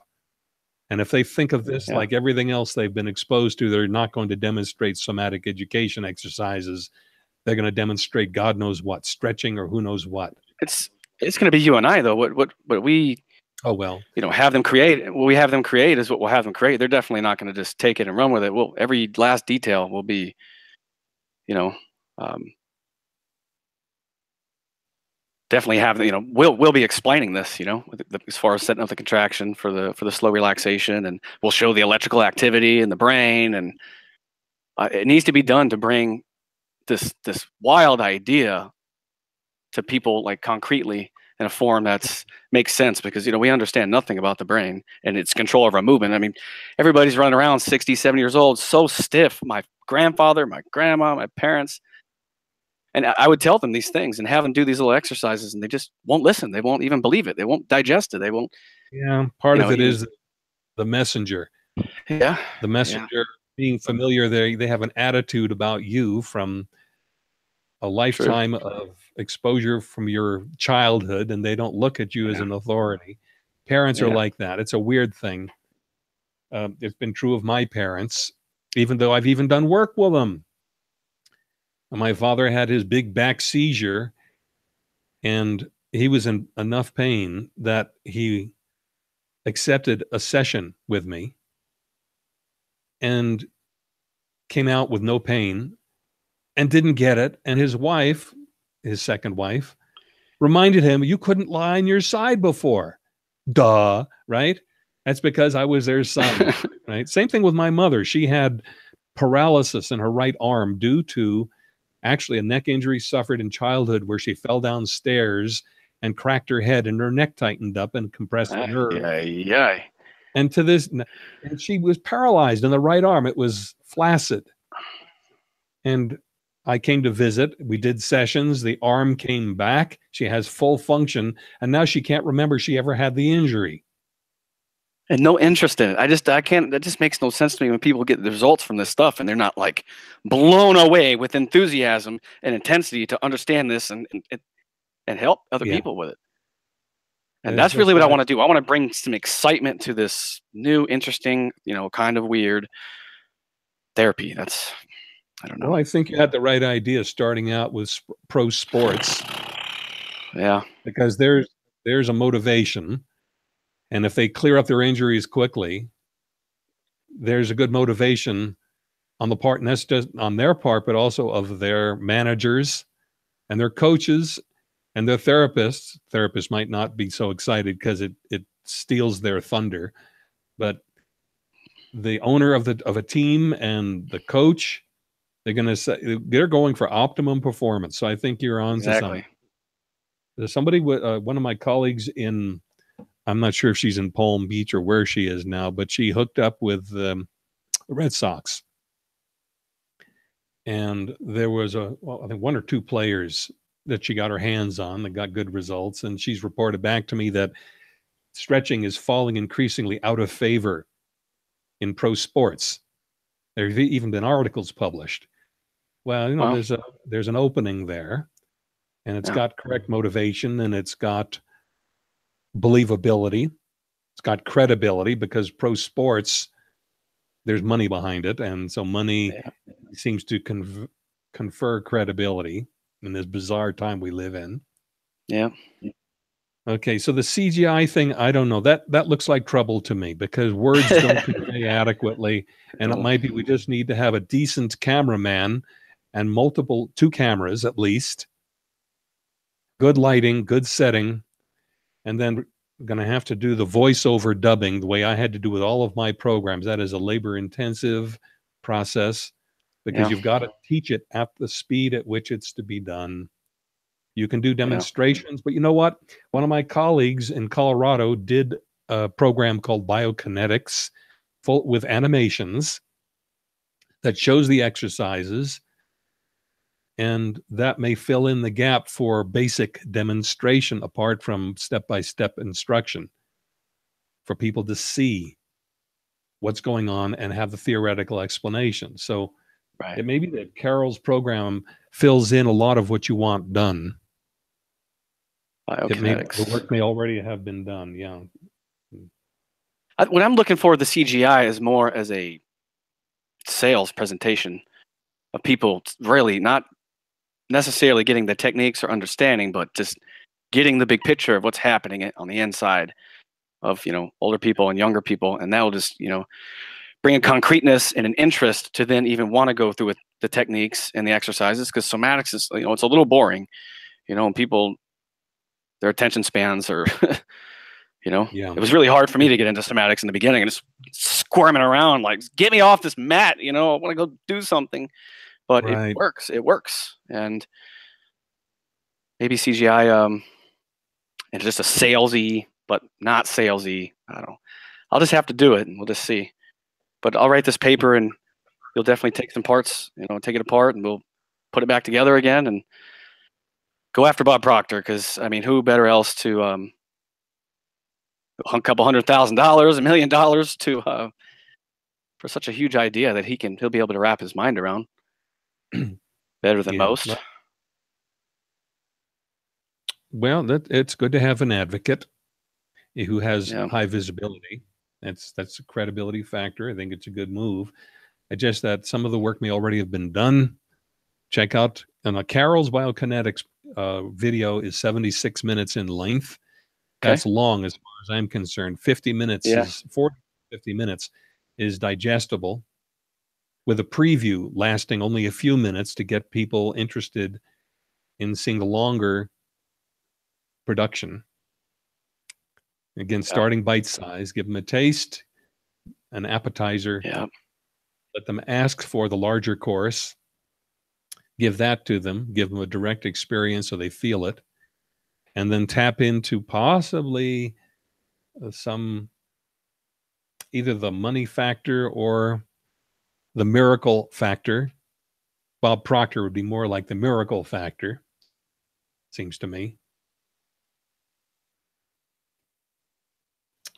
Oh, how do I find this presentation?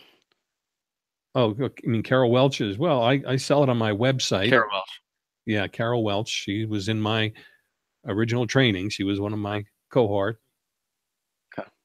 And her video got good reviews from a prominent name in movement education, Judith Aston. So it's a good quality presentation. Covers the body of theory. Has animated how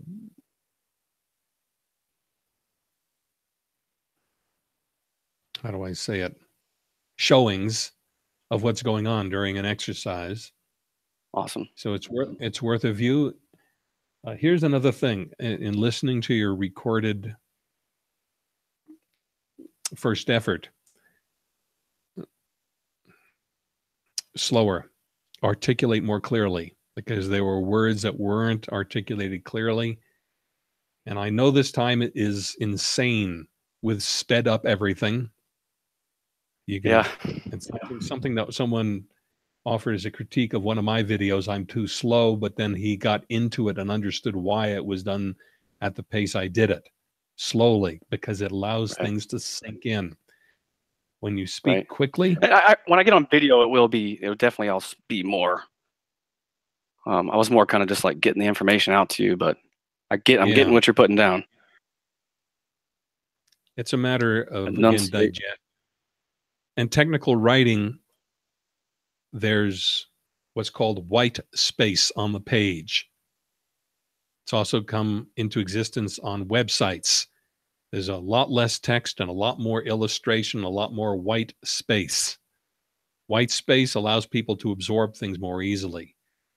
In speech, the corresponding feature, instead of white space, it's silence. It's saying something and letting it sink in the way I do when I talk to you now. If you say things too quickly, too much, it's like throwing a stone over a lake. It skips, it doesn't sink in. Yeah. If you throw it slowly, it sinks in. If you throw it fast, it skips over the surface, never penetrates. So I'm not sure how to arrive at a happy medium between the accustomed speed of everybody in the world, which is much too fast to absorb anything, leads to a Times are superficial, crazy. truly crazy. Someone suggested that I start out at a fast speed and tell them I'm going to slow down now so it sinks in, and then have people deliberately slow down and do it in a short enough time that they can tolerate being slower. Yeah. Because as you said, you were caught between your speediness and the pace of the instruction, and you were squirming, wanting to get going and get moving. Yeah, that's the Yeah. problem. The people need to slow down. Yeah. That's what they need. That the reason they get so uptight, so tense, is because they're accustomed to being too fast. That's the thing. They too fast makes things uptight. It I will doesn't. definitely slow down and enunciate. My intro is already 5 minutes long. It's going to be like 10 minutes long for each, but it's necessary. So Sometimes you want to break the 5 minutes into smaller segments. Give people a little interlude. Yeah, Tom Hanna, when he wrote the book Somatics, at every chapter, he ended with an interlude, which didn't drill in what was just said, leading to information overload. It was complementary. And it was brief and it was easier to read than what they just read. He understood you need to give people space to absorb. And by the way, I'm feeling like we're on the edge of information overload here right now. So yeah, I'm going to that's curtail this. that's it. Well, I'm going to write up something and we'll just take it apart from there around January 7th. And I'd like to really get it together by January 14th so that I want to rehearse it like crazy, Lawrence. Yeah. This needs to be perfect. It needs to be done and done right. And I would like to spend at least 2 weeks just going over it and over it and over it before I film it. Okay. So I'll see you around January 7th.